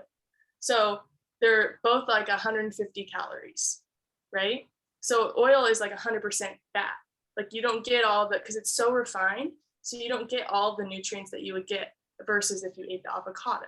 Same with an olive, right? Olive oil. I'm not saying stay away from oil, but like when you're cooking or if you want to be more health promoting, if you do want to lose weight, I mean, just because it's a calorie thing, I don't count calories. I never have. I don't think Casey does either. Just not my style. I just try to look at the whole health aspect. But yeah, add a little bit of veggie broth or water, and most of the time and spices. Honestly, if you put like your paprika, your garlic powder, your onion powder, you'll forget that oil's not even in there, to be honest. Also, put turmeric in everything. I don't know if we like touched on that. Turmeric's on Dr. Greger's daily dozen. Yes. I'm taking turmeric like nobody's business right now because I'm trying to heal faster. And here's a fun tidbit for you. Gwen and I are both healing faster than expected by our doctors. I'm not going to draw any conclusions for you, but like just know that we both are healing. They're like, whoa, you're healing faster than I thought. Yeah, pretty cool. It's a powerful thing. Thank you. The second question is, I don't know if you were, well, I guess it would be years ago, if you were like on dairy and then after, or like, have you seen any significant changes in like your skin or hair or like nails or anything like that? Yeah, My Casey, skin, go ahead. my skin for sure. I feel like it's It way looks great. It clearer. looks great. For me also it was stopping to wear makeup. I used to be like, that was, I feel like my generation, like YouTube launched with like makeup videos and you had to contour and all that. I don't do that anymore, but yeah. I used to not let whatever I was eating touch my face because I knew it was going to give me acne because like that's how sensitive I am, like any kind of grease, any kind of da da da da da. And I don't know why I never made the connection to like maybe you just shouldn't put that in your body then, and then your skin would be even better. I just loved food and I loved to eat whatever I wanted. But now I don't, but I feel better and I feel like I look better, not just like, oh, I lost weight, which I did, but yeah, I definitely feel like yeah, all around actually my hair, I don't know, you saw in the video my hair was this short. I did burn my hair a few times with dye, but my hair refused to grow for like years and years and years and years. I just had really short hair because it wouldn't grow. And now I have like one bobby pin in today. I'm very excited. It's like, that was like big for me. My hair wouldn't grow for years. So yeah, no, I definitely think it's totally improved my overall being. Well, thanks. That's really encouraging because like I'm like what's the word? Like hereditary or like genetics, like really prone to acne. Like I was literally looking like the Accutane or like Proactive commercials. I was on Accutane for months and I don't want to have a relapse. So it's really hard to like keep my body and my skin intact. Yeah, it would be worth a try. I mean, especially I'm sorry, Skylar, about the allergies, but but with like the different milks that they have now, I mean, I don't know if you've tried them, and there's so many different options anymore. So if you wanted to, switch out your yogurt or switch out whatever you eat, I don't even notice the difference, but I also haven't had it in a long time. So I mean, it's worth a try. And I basically grew up on a dairy farm, so like I love the animals and I love the industry, but it's cow's milk, so it's not necessarily as good for you. So. Yeah. I have like some quick advice, just real quick. Sorry, I feel like I'm doing this a lot, but like if anyone wants to like lose weight or like counting calories, because that's like a big thing I feel like right now. It's like, I don't know if that's just my Instagram or just TikTok and stuff like that for me, but I feel like it's everywhere right now and it's like pretty toxic. But like if girls wanted to be like healthier, I think the right way to approach it now from experience, if you want to figure out how many calories you're eating in a day to see what makes you feel good and helps you get into like a calorie deficit or just lessen or see if you're overeating or whatever, like just counting your calories for like 2 days and then not doing it anymore, it's like that's all you need. 2 or 3 days and average it out, and then that's all you need. You're like, okay, this is about what I eat, this is what I feel good on, and I'm probably going to stay around eating around the same amount of food I did those 3 days. So like that would be the only time I feel like it's okay. Everyone's different. Everyone has their own preference, but like it is a very toxic thing, I think, to do it all the time, unless you're like a bodybuilder or you have like some issues where you need to do that. But like for young girls, like if you're 17, just eat what you want. Or if you really need to lose weight, do it for a couple of days and that's it. Like it's not a good habit to have, because now that I don't even count calories, I know more things that have more calories than other things. So I think about it and I can do it in my head now. And it's just a waste of time. It's such a waste of time. It's ridiculous. So yeah. And I think don't do it unless you need to. That's a good point to make. I mean, just because like the 2-day thing, like it is very toxic, and I don't recommend like counting calories like you said every day. But I think a lot of people, just because you have no idea, it's coming from a place where you have no idea, like what you're eating, like I said, the oil, like you just have no idea, but you want to be healthier. That's a good way to just start, just to see, what's in, like the least calorie dense foods in the world, fruits and vegetables, right? And then it goes like starchy vegetables, like potatoes, beans, all of that. But like, yes, eat the most nutrition, the least amount of calories first, feel good. And obviously everybody has different goals. Right now, when I was your age, like I said, you're doing all these sports, eat what you want, and try not to make it a toxic thing, because your body is like the least, your outer appearance is like the least important part of you, right? Like you're so much more than that. So do what makes you feel good. You have a good point there. Just like educate yourself and go from there. Okay, who's next? Yeah, I don't know who popped up first. I just wanted to add on to what like Sophia was saying, is my mom was a professional athlete for many years. So we've always grown up with like a very, very healthy diet. And she used to tell me it's not about how many calories you eat, it's about like what kind of calories you eat. So it's not like, 10 calories of soda versus 10 calories of broccoli, same difference, 10 calories, it's about how many calories you're eating. She was always like, it's fuel, you want to fuel your performance. And this just always stuck in my head. And I used to go around practice, like being the other girl, telling the other girls, it's like, would you rather perform like a carrot or an Oreo? Like, love that. I love that. I love that. That's awesome. Exactly. That's a great way to put it. Thank you, Mom.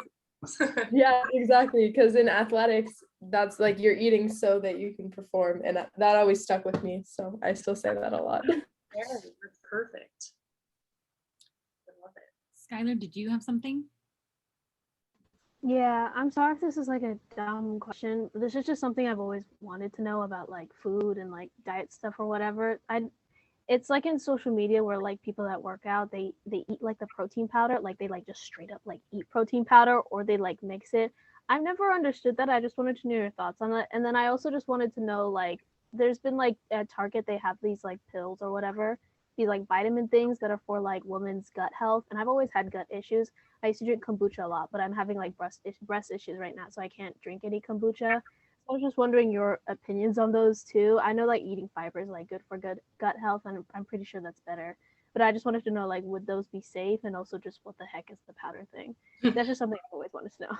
That is not a dumb question at all. I think a lot of, like, everyone probably wants to know the answer to that. So as far as the protein powder goes, like I've said before, and we've all kind of mentioned, like, everybody has different goals. I know even like me as like a health freak or whatever, like I even like I'm on TikTok and I'm looking at everybody like taking pre-workout, and like, and don't get me wrong, like sometimes I'll take pre-workout or like, but I think that I'm gonna need protein powder. But most of the time, especially like women and men, like we are getting enough protein, like end of story, right? Like if you're an athlete or, a bodybuilder, or you have different goals, if you're super active, that might be a different story. But as far as protein, like you can get your protein from your food, like whole food. Like protein powder is something that like is kind of, I mean, it's kind of my opinion. I would say do your own research, but my advice is always to get all of your nutrients from whole food form. And for like the gut, the little gut, are they gummies or are they pills? Is that what it is? I don't know. I think they have like options for gummies, but I think the ones at Target, I think they are pills, I think. Okay, yeah. They're probably some sort of probiotic or like gut health. Yeah, like I said earlier, you have to remember that the supplement industry is like a multi-billion-dollar industry, that they are marketing to you that you need this, right? Like you're gonna need this to help your gut. I'm not saying that it won't help you, but am I saying that you can probably help yourself by like, eating more fruits and vegetables and fiber-rich, diverse diet? Probably that will help you more. But I'm not a professional. I would say do your own research. Definitely the protein thing. I think you don't need the protein powder. I mean, honestly, like, I don't think so. I always think of Timmery. If you watch all of Gwen's videos that are on Be Healthy, you'll find out who Timmery is. She's the woman and professor who inspired Gwen to go vegan, and then Gwen inspired like a bajillion more people to go vegan. So it's quite the jump. But Timmery talks about Gatorade. I don't know if you know the origin of Gatorade, but Gatorade, the original Gatorade, had urine in it. Because athletes are sweating and all of these nutrients are coming out of their body when they're playing the game. So the idea was to put all of those nutrients that fall out back in. They don't obviously use that in their recipe anymore. They've like come up with this whole system, right? But I want you to think about this. They market these Gatorades and these drinks and things for these athletes who are like doing things nonstop. They're just like running, you know, they're, God. You don't need a Gatorade to walk to your car. And as soon as Timmery said that, I was like, oh yeah, you don't. Like if you're an athlete and you're working out that hard, obviously like you're at a way different point in your health and your body as to where like you might need some of those things. But I feel like for the everyday person, you don't need like extra protein or like an energy drink or like a Gatorade to like just get you from like drink water. You know what I mean? Like, I don't know, like that's kind of how I think about it when I think of like supplements and things. I do take some vitamins, yes. But for me, I don't, the unpopular in my personal opinion, I don't love medicine. For me, I'd much rather just be like super healthy and not have to take any medicine at all. So for me, if I can treat my food like medicine and use that to make my body really healthy, then like that's what I would much rather do, because then I don't have to take all these supplements. Coming from a media background, I will tell you that like everything is fueled by money, and they will say anything in their commercial to get you to buy their product. Also, a lot of people in our society would much rather take the easy way out, right? And I'm sure you know people like that in your life. Like, what sounds better, a pizza or a salad, right? Like, maybe sometimes it's the pizza, maybe sometimes you have that, but like, I think that's part of being an adult is like choosing, you know, like the better option for you. And I feel like that's kind of how it is when you're walking down the aisle and you see all these shiny, like, you need this, jump harder, breathe, that, do this better. Like, that's a lot of marketing. So just like do your research before you buy lots of products. And also because you're young and because you're all on TikTok, do not buy a product because an influencer said it worked. They are lying, they are getting paid, and most of the time in the long run, it like comes back to bite them in the butt. So just please, now, not to say that everyone is like that. You might find I've found some great stuff on social media, but just like fact check first, please. Yeah, can I add on to that? Because I know like the gym and like gym health and blah, blah, blah. What you're seeing, Skylar, is they're dry scooping pre-workout. Pre-workout is basically something that gym goers take it's full of caffeine, and it's supposedly to give them more energy so they perform better in their workout, but you don't need that. And pre-workouts are actually extremely dangerous. People have been hospitalized because the amounts of caffeine or whatever they're putting into their body, and it's totally unnecessary. And don't dry scoop like anything. Don't put a bunch of powder, because that is also dangerous too for like literally breathing.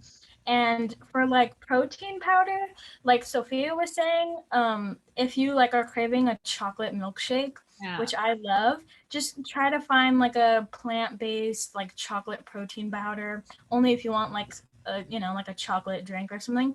But you don't, like Gwen was saying, you don't really need protein powder as much as you think you do. The protein powder industry would like you to, yeah. Yeah. So I just wanted to say that all those powder things, you don't need. Yeah, I mean, just eat a really great meal if you want to like run faster, work harder, be stronger, right? Like, yeah, just do research. You're all very educated. You know how to do educated research, right? Like, that's my biggest advice for sure. Can I also add on to the Gatorade? So for tennis, the standard drink that we always get whenever we play games is Gatorade, because you can buy them in bulks. But what I noticed from my own experience, maybe because I do also have like a gut health problem, but I'm very weak to carbohydrates, especially like Gatorade sugar, because I think it's like fake sugar in my opinion.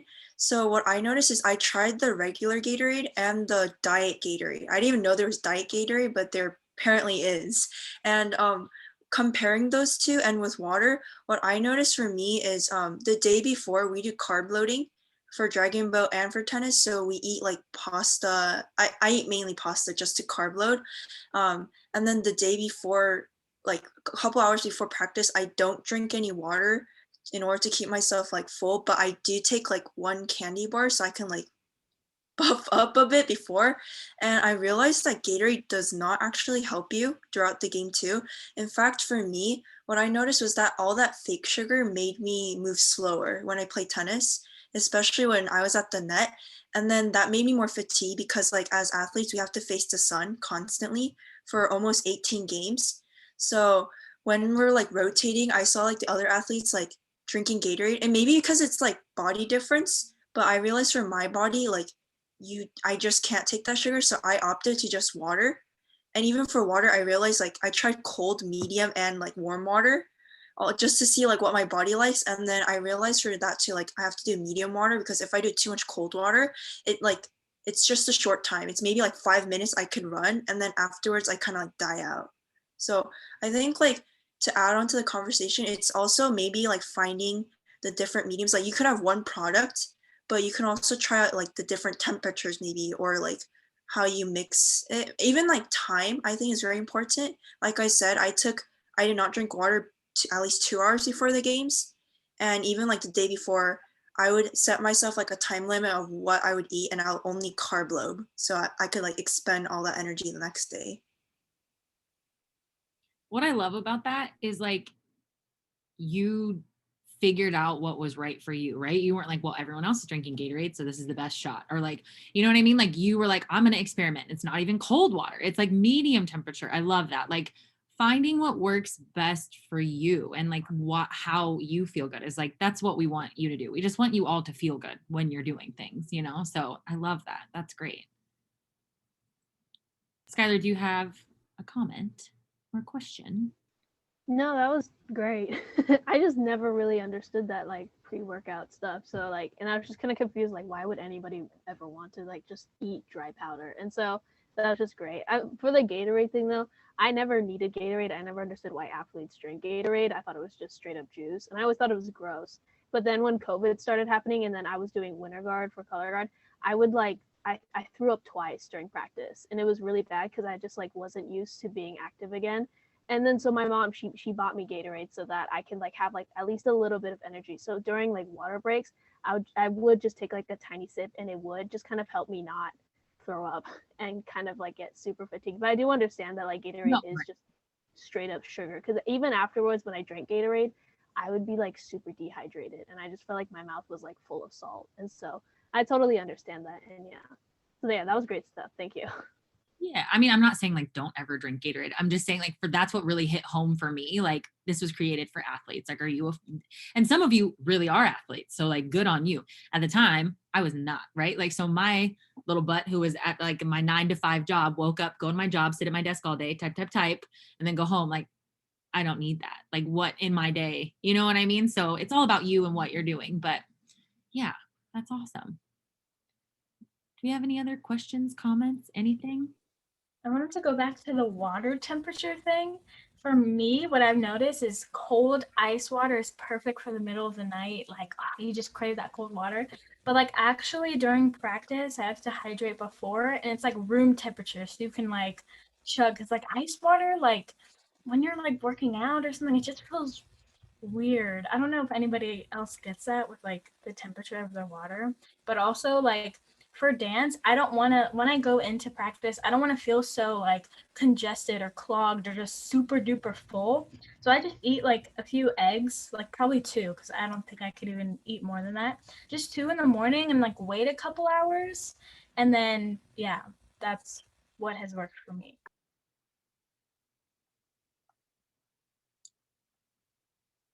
That's awesome. Sorry, I'm multitasking again because it's DYW week and all these people have all these questions. I think this is fantastic. I love where this is going. We just want you to have a great relationship with food and like have all of that you need to like go forth and do things. I don't know, the dancers, my dancers usually never let us drink water during performances, because then you're waterlogged and you have to pee. So you're only allowed to take a sip and like swirl it around in your mouth, and that's all you got. But no, I totally get that. And I think it's awesome that you're all very aware and you're all thinking. I feel like that's awesome. Gwen, do you have any closing thoughts, things? Were we missing out on things? Did I? No, I'm so impressed by all of you, to be completely honest. I love all these questions. Every time I present, I'm always so amazed. You guys are a great group, and thank you so much for letting me go on my passionate rant about food. I'm glad I'm not the only one that cares this much. Seriously, thank you. But no, I mean, I want to show real quick just some resources. yeah. Oh, I have this picture up because I found it when I was trying to look for photos of Gwen and I the other day for my little spiel. And I'm going to show it to you, not because like.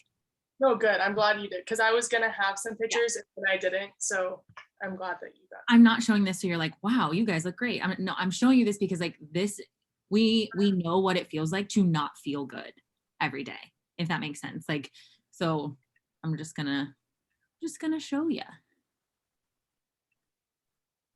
So yeah, this was Gwen and I. This is me and Gwen. And we're not feeling our best at this time. I can't even tell you. I like had no energy, no nothing, didn't want to do anything. And that's not how I feel anymore. So I share that with you, not to be like, this is what you need to do to lose weight, but like, that's what can happen if you stop putting your body and your health first. And you're just like, I'm going to do all these cool things. For me, it was always FOMO. I never wanted to miss out. If I got invited somewhere, I had to go and I had to eat everything that everybody was eating. And as you could see, it took its toll. So don't do that. Put yourself first. Do what you want to do with your body. What I also wanted to show you real quick. Why? Okay, there we go. So this is the Be Healthy page of the website that I created for you guys. So here in the Being Healthy and Eating Healthy box, I have a few things I'd love to show you. So here, if we click on our healthy recipes, these are, so there's a couple things. First, this is Timmery. She's the nutrition professor. So she has all these helpful things. She has a bulgur recipe, which is like kind of like oatmeal, chili recipe. And then she also has like how to eat healthy when you're eating out, and a bunch of different places, like what you can buy at Taco Bell or all these different places on how to eat healthy, and also like how to eat healthy on a budget, which is kind of important if you're in college maybe and you're paying for a lot of stuff on your own. You might be on a budget. I also have all of these recipes here that Gwen created for you, and if you click the download button here, they'll all download for you. But we've got chia seed pudding, microwave oatmeal, burrito bowl, loaded potato, wrapper sandwich, popcorn, all kinds of easy ideas for you, and also all things you could do in a dorm room. In addition, on the end of, so this is Gwen's series of videos. If you didn't see the beginning, we showed one, but there's a few videos you can watch of Gwen talking about different parts of Be Healthy. But at the end of our video series here, Gwen does a little like cooking show for breakfast, for lunch, and snacks and sweet treats. Oh, and then there's last year's presentation if you're interested. So I just wanted to show you those things just as a resource for you to have if this is something that you're into. I think that if you do have free time watching last year's presentation, it is really long, but Timmery is fantastic. It starts off with poop too, just to warn you. Oh yeah, it starts off talking about poop. It's pretty funny. But she teaches, she's actually an actual nutrition professor, an RDN, exercise physiologist. And she explains things to a way better level than I can. But she's a great resource too. And also, so those recipes that Casey was showing, the chia seed pudding, the burrito bowl, and then there's like a loaded baked potato. I just wanted to share with you something I've been trying lately. So instead of a potato, I've been like cooking up a sweet potato. So there's like the orange sweet potatoes, there's the all the way purple sweet potatoes, there's the purple sweet potatoes with the clear inside, not clear but white inside. So I've been cooking those and then like slicing them in half, and I take a banana and I mash it up and I put some cinnamon in there, and it makes this like almost pudding consistency, and I put that on top, and then I put some like vanilla bean powder on top, and this is like a breakfast, like a sweet breakfast treat. I eat it at night and I eat it all the time. I didn't know. You eat that? All the time, but I really like a hot sweet potato, but cold bananas, and I drizzle honey. I eat honey. No, even- okay, so it's a similar thing. I knew you liked honey with it, but yeah, it's the same. I'm just saying, if you've never tried sweet potato with like banana and cinnamon, so good. Also, if you don't like sweet potato, which I know a lot of people who don't, try cooking it savory. Put chili powder on it and fry it all up, and it gets like, it's a whole different sweet, spicy flavor. Ancho chili powder. I make sweet potato enchiladas, tacos, chili all the time. Don't be afraid to try things out. Yeah, that's basically the takeaway from this. Don't be afraid. But yeah, Awesome. I feel like, yeah, you guys get it. Just try to be healthy. That's what we're here for. If you have ever any questions, you ever want to reach out about it, if you're actually interested in like learning more about it, we're here for you. We're not trying to impress upon you. We just want you to be able to make healthy choices and feel good and fuel your body for all those amazing things you're going to do. I seriously believe you'll all change the world. I just want you like well fed and energized to do so, you know? Yeah. I'm also just like really happy you guys think I have great skin. That's something that I worked for my entire life. So thank you. I'm like, I feel so awesome. it is glowing right If I now. got closer, you'd be like, cool. Any other questions, thoughts, comments, anything? I think we're coming to a close. If you guys find any like ice cream type recipes like that, I'm like an ice cream addict. So let me know if you have like healthier options. Do you want to talk about an ice cream real quick? Yeah. I mean, also, I just thrifted from Goodwill like a whole like kind of brand new ice cream like maker, and I have yet to use it, and I want to find like some healthy like recipes. Is it one of those? Yes, frozen bananas. Yeah, that's what we do. Yeah. Exactly. Okay, so is it one of those machines that you like put a frozen fruit in, and it just, or is it an actual ice cream maker? It's pretty big. I think it's an actual ice cream maker. Like I also have like blenders or like Vitamix type thing. So I have done like shakes made out of like frozen bananas, but like I'll try to find like some sorbet type like fruity thing. Yeah, I mean, kind of. Yeah, it's kind of. He's gonna go get one. What's fun with nice cream is how we call it, like nice cream. It's mostly the base is frozen bananas, right? And then you know you can even just add a little bit of vanilla, and then it's this thick, right? It's this thick consistency. You can add like chocolate or cacao powder. You can make it like a sorbet if you put like frozen raspberries or berries or even if we never tried it last year, but we tried to make pineapple Dole Whip. Remember we tried to make it? I think last year. We never did. And you just put like, I think it's I don't know, frozen pineapple juice, fresh pineapple, and then maybe like coconut cream or something, and like the pineapple Dole Whip in Disneyland. That sounds good. I need to look that up. But anyway, yeah, and you can add like walnuts or I don't know, fruit, whatever. But I think that's the simplest or the healthiest ice cream probably that you could make. So like a frozen fruit or like frozen base, and then like a cream, like oat milk or something. Yeah, I mean, mostly if you have a Vitamix, did you say you had a Vitamix? So those are like the super high speed blenders, right? So you most of the time you don't even need to add any liquid. Sometimes a little bit, like a plant milk or whatever to get it going. Sometimes I'll add a little bit of water, and then sometimes like put cacao powder in there. And I know Casey doesn't like peanut butter, but I'll do like I'll swirl peanut butter in it, and then I'll like top it with walnuts or frozen cherries or something fun like that. You can make it fruity, you can make it sweet, you whatever you want. Yeah. Thank you. You're welcome. And there's lots of recipes on Pinterest. Pinterest is like great, you know. I'm trying to think of any like weird, fun vegan. I do eat vegan store-bought ice cream. I love ice cream, so that's like a big thing for me. I just have a much better relationship with it now. For a long time, I couldn't eat it unless I ate the whole carton, so I like kind of cut it out.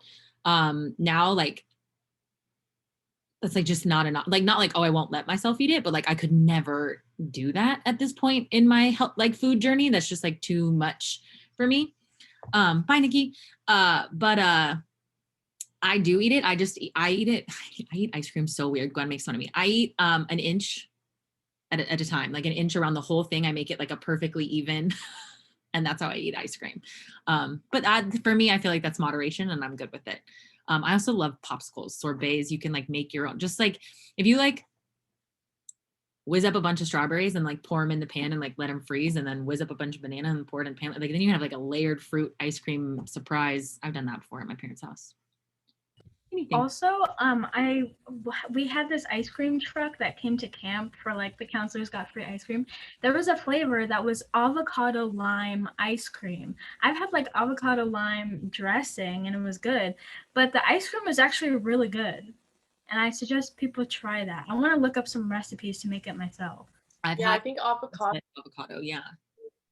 Make like I think it's because of the fat consistency. You know, it makes a really good cream base. They make like truffles, avocado truffles and everything. So I can imagine the avocado ice cream is probably pretty good. That's awesome. Yeah, when I worked in LA, there was like a trendy, we have avocado ice cream. And so I tried, it was actually quite good. It was chocolate, which isn't my favorite, but it was pretty good. Anyone else? Thoughts, questions? I think we're pretty good. I feel like, yeah. Oh, sorry. No. Sorry, so I don't know if we answered this, but do you think coffee is like good for you, like in controlled amounts? Because there's like really conflicting information about coffee, because you know, like the caffeine and stuff. Honestly, Casey, do you want to go? So we both drink coffee. We both love coffee. I, as someone who is high energy but also high anxiety, I will tell you that coffee is not great for me. Like I love it and I think it tastes amazing and I like don't want to start my morning without it, right? But I also know that if I'm having like an anxious day and I drink coffee, I'm a mess. I'm spiraling, like it's crazy. Any kind of caffeine affects me that way now. So actually what I'm doing right now is I'm converting myself to decaf or slight decaf. I used to do like 8 to 12 shots of espresso a day. You know, when you live in college and things are free and things are right there, like the soda fountain or the espresso machine, you're just like, oh, this is great. This is great. So I had a big caffeine problem. So now what I do is like, I have a old school, like not a Keurig, but like a coffee pot, and I do half and half. There is a lot of mixed information out there. For me, I know that the caffeine makes me crazy, so I'm trying to cut it out. But that's just like from a stress, anxiety, jittery point. I think it's one of those things. I think so. It depends on like your goals, right? So I know that some people say, you know, like caffeine in general, like you shouldn't consume in a large amount, right? And then people say, oh, well, coffee, you know, it can have some beneficial, I don't know, it can be beneficial in some way, right? In moderation or whatever. For me personally, like I enjoy having 1 cup in the morning with my homemade almond milk. And I mean, I think it's when it comes to the point where you're drinking it all day, which I'm also guilty of at some point in my life. You know, I used to drink it all day. I just think it, like people say, you know, and it curbs your appetite, so then you're not as hungry, and then it can really throw off your whole like eating cycle, which if you have like goals in terms of that, okay. But coffee itself, I really don't think that, unless you're like using it like any other, I guess, you know, drug, you would say, you know, caffeine is a drug. So I mean, if you're addicted or whatever, but if you're having like 1 or 2 cups in the morning because you enjoy it, I don't see like, or I mean, they have those like mushroom powders now and all of that you want to wean off coffee. I know I'm trying to, because I wake up and I'm guilty. I have a headache because I want my coffee, but I have like 1 or 2 cups and then I'm done. So, I mean, it's kind of up to you. I'm not a professional, but that's just coming from me. So. Thank you. I love coffee. Like it's what I wake up for. Yeah. Right. Yeah. My advice on that would be like, I have my cup in the morning, but like when I was your guys' days, I used to drink it all day, every day. When I was a manager, the kids who work underneath me knew that they could like come in late if they brought me like a sugary coffee drink kind of a deal. They'd be like, oh, hey, Casey, sorry, I'm late. Here's your Starbucks. Then I'd be like, you're fine. And then it hit me one day. I was like trying to give I was a position trainer. Like I train people at my job. So I was trying to give this training and I'm like shaking. And someone was like, are you okay? And that's when I was like, oh, this is a problem for me. So I think it really depends on, that's another thing that depends on you.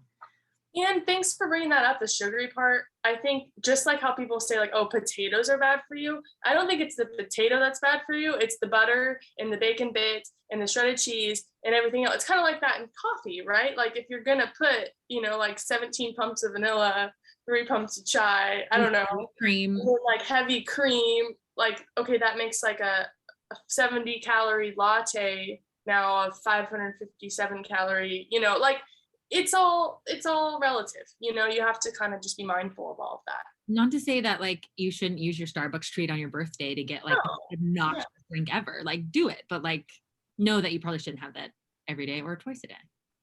Yeah. Thanks for asking that question. It's a good question.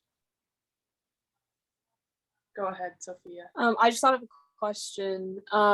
So what are your thoughts on using artificial sweeteners like stevia and stuff like that versus actual sugar? And I know it's like 0 calorie, but I know you don't really follow that. So good question. What do you think about it? So, I mean, this is kind of like, so when it comes to calories or whatever, I mean, it kind of goes back to the whole like, what are you fueling your body with, right? So what happens with like stevia and all the artificial sweeteners is there's a lot of, I mean, honestly, like they're probably not any better for you than sugar. Like you might as well eat the sugar, because what happens is it tricks your body and your mind into thinking it's sugar, and you're still gonna crave that, even though it's still 0 calories, right? And it's fake. So you're not, I mean, I just read an article on this and I'm kind of blanking on what it said, but it made sense because the more like artificial stuff you put in your body, like you don't know what it's doing to like all your insides, even though it's 0 calories. Like especially with like the smart sweets and stuff. I know that have you guys ever heard of the smart sweets? They're like a new candy that they taste like Sour Patch Kids or like peach rings or whatever, but they're only like 100 calories or something because it has like the fake sugar in it. But what happens is it causes a lot of bloating in your gut because it's not, I forget why, but but honestly, sometimes if a little bit of stevia or a little bit of sugar is going to make your cup of coffee or make your smoothie taste a little sweeter, it's not going to kill you. So, I mean, yeah, your body, yes, Tristan, like your body can't process the fake sugar like it can the real sugar. So you might as well just eat the real sugar. But it's super controversial, kind of like coffee. Do your own research about that. I try and stay away from all of it. I just try and find my sugar from like dates or like a whole food form. So hopefully that kind of answers your question. Also, the more you change up your diet, I'm not going to say cut things out, but the more you change it up, the more you'll crave like what you're wanting yourself to eat. I'm not joking, I used to go to Starbucks and be like, hi, can I get a venti zen blend hot tea with 17 sugars? I'm not even joking. And then I don't know, enough people making fun of me one day, I was like, I don't need all this sugar. And so I just kind of stopped. I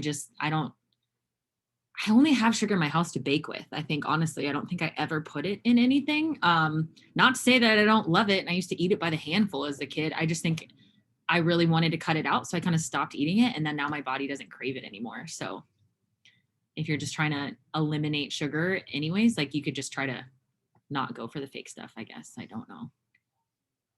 If I can do it, you all have much more willpower than me. That's what I'm saying. Like you can do anything. That's what I'm getting at. Yeah. Yeah, to go with like cutting things out or I have a sweet tooth, so I've gone through trying to cut down on sugar intake. The first like 2 or 3 days, I don't know, they say like the first 3 days or something are the hardest, but after a while, your body will get used to what you're feeding it, and eventually you'll stop craving all that chocolate or all that ice cream or whatever. 100%. People used to ask me when I worked at Olive Garden, people used to ask us if we put crack in the breadsticks because they're addictive and I can't stop and I'm here every week. And I'm like, well, that's why you're here every day. So now your body's only going to want Olive Garden breadsticks, which aren't real bread or real butter or real anything. It's all should be plastic basically. So like, it's very true. If you keep eating that stuff, your body's going to want it more. Skylar, do you have something to add? I just wanted to comment on like the coffee thing. This is going to be like kind of weird, but I do have like a small tumor in my brain. I found out about it like this year, and it's on like the pituitary gland. It's non-cancerous and it's like not that big of a deal, but it creates like extra prolactin in my brain, and it causes like breast issues for me, and also gives me headaches. So I had to cut out coffee, chocolate, and like a bunch of stuff. And I love caffeine. I would drink like a cup of coffee every day and a matcha latte and like another cup of tea and then another cup of coffee because I forgot that tea had caffeine in it. So it just like cutting all of that stuff out was hard. But I will say that after cutting it out, my skin has been a lot better and I just have like a lot more energy. I don't have crashes anymore.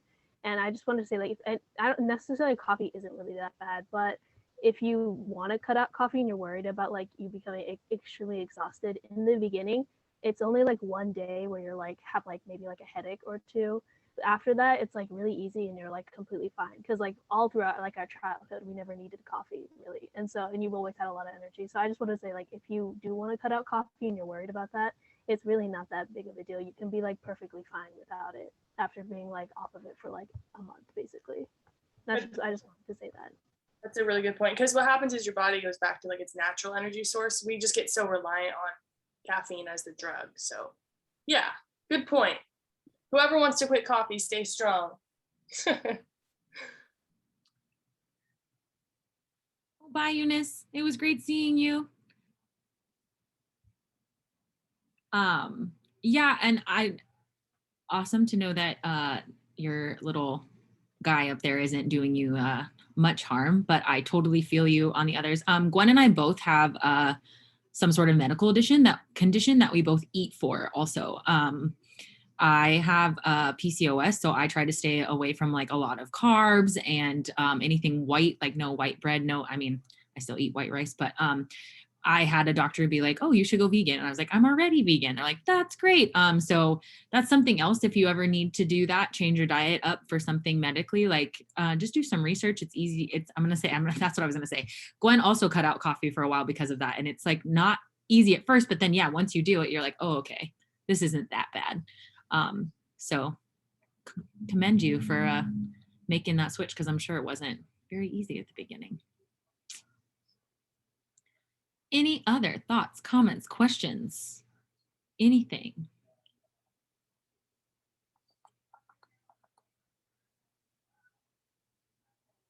No? We're good? Okay, well, thank you, Gwen. I feel like that was very, very informative. Gwen and I are both very available if you want to reach out to either of us anywhere this year, next year, years after that, anything like that. I highly recommend, if you're curious about Be Healthy, use our little resource. And I also hope that one day Gwen will have a YouTube channel and I will blast all of you with all of that information. Yes, thank you. I really enjoyed speaking with you girls, and good luck with everything this weekend. I hope you enjoyed this week. Is this the end of the week, or you guys still have like life skills? Is this done?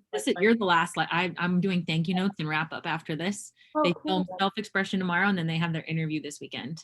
Perfect. Oh, and Eunice left, but Eunice has been asking every DYW what their favorite memory, like biggest memory from DYW was. Oh. Like favorite takeaway part. Whatever. Do you want to answer that? Let me think. My favorite takeaway? No, I think she said like, what's your favorite memory, or like the biggest. I had her ask it every time, but anything like that. My favorite memory. Oh my gosh, there's so many. You're more involved, so there's probably lots. I don't know if you guys knew this or not, but I was Casey's coffee girl for like the first 3 years of me volunteering. I just want you to know that. But I kind of felt really important though, because, I need coffee. I was always the one that she called. That was really fun. Oh, one time, this is my favorite memory. So when I first started volunteering, I did the script. Well, I tried to do the script, right? So we had this whole production, right? And I would have to make flashcards for our MCs so they could, read the script on stage, right? So it was 30 minutes before our show was starting. And we have a friend named Zach, who I wish you guys could meet. But he is a prankster. And I'm always stressed out before the show starts because I'm making sure everyone has their flashcards, everyone's ready to go. Zach takes the flashcards from the night before. I didn't know. She thought And ones he for had everyone go on stage, and I was so busy getting ready for the show, right? The script and everything. And he called me, Gwen, we need you on the stage. We need you on the stage. And he pretends to trip over the ladder and throws all the flashcards everywhere, all over the stage. I mean, this is like a stack like this big, right? It's a 3-hour show. It's a 3-hour show at this time, right?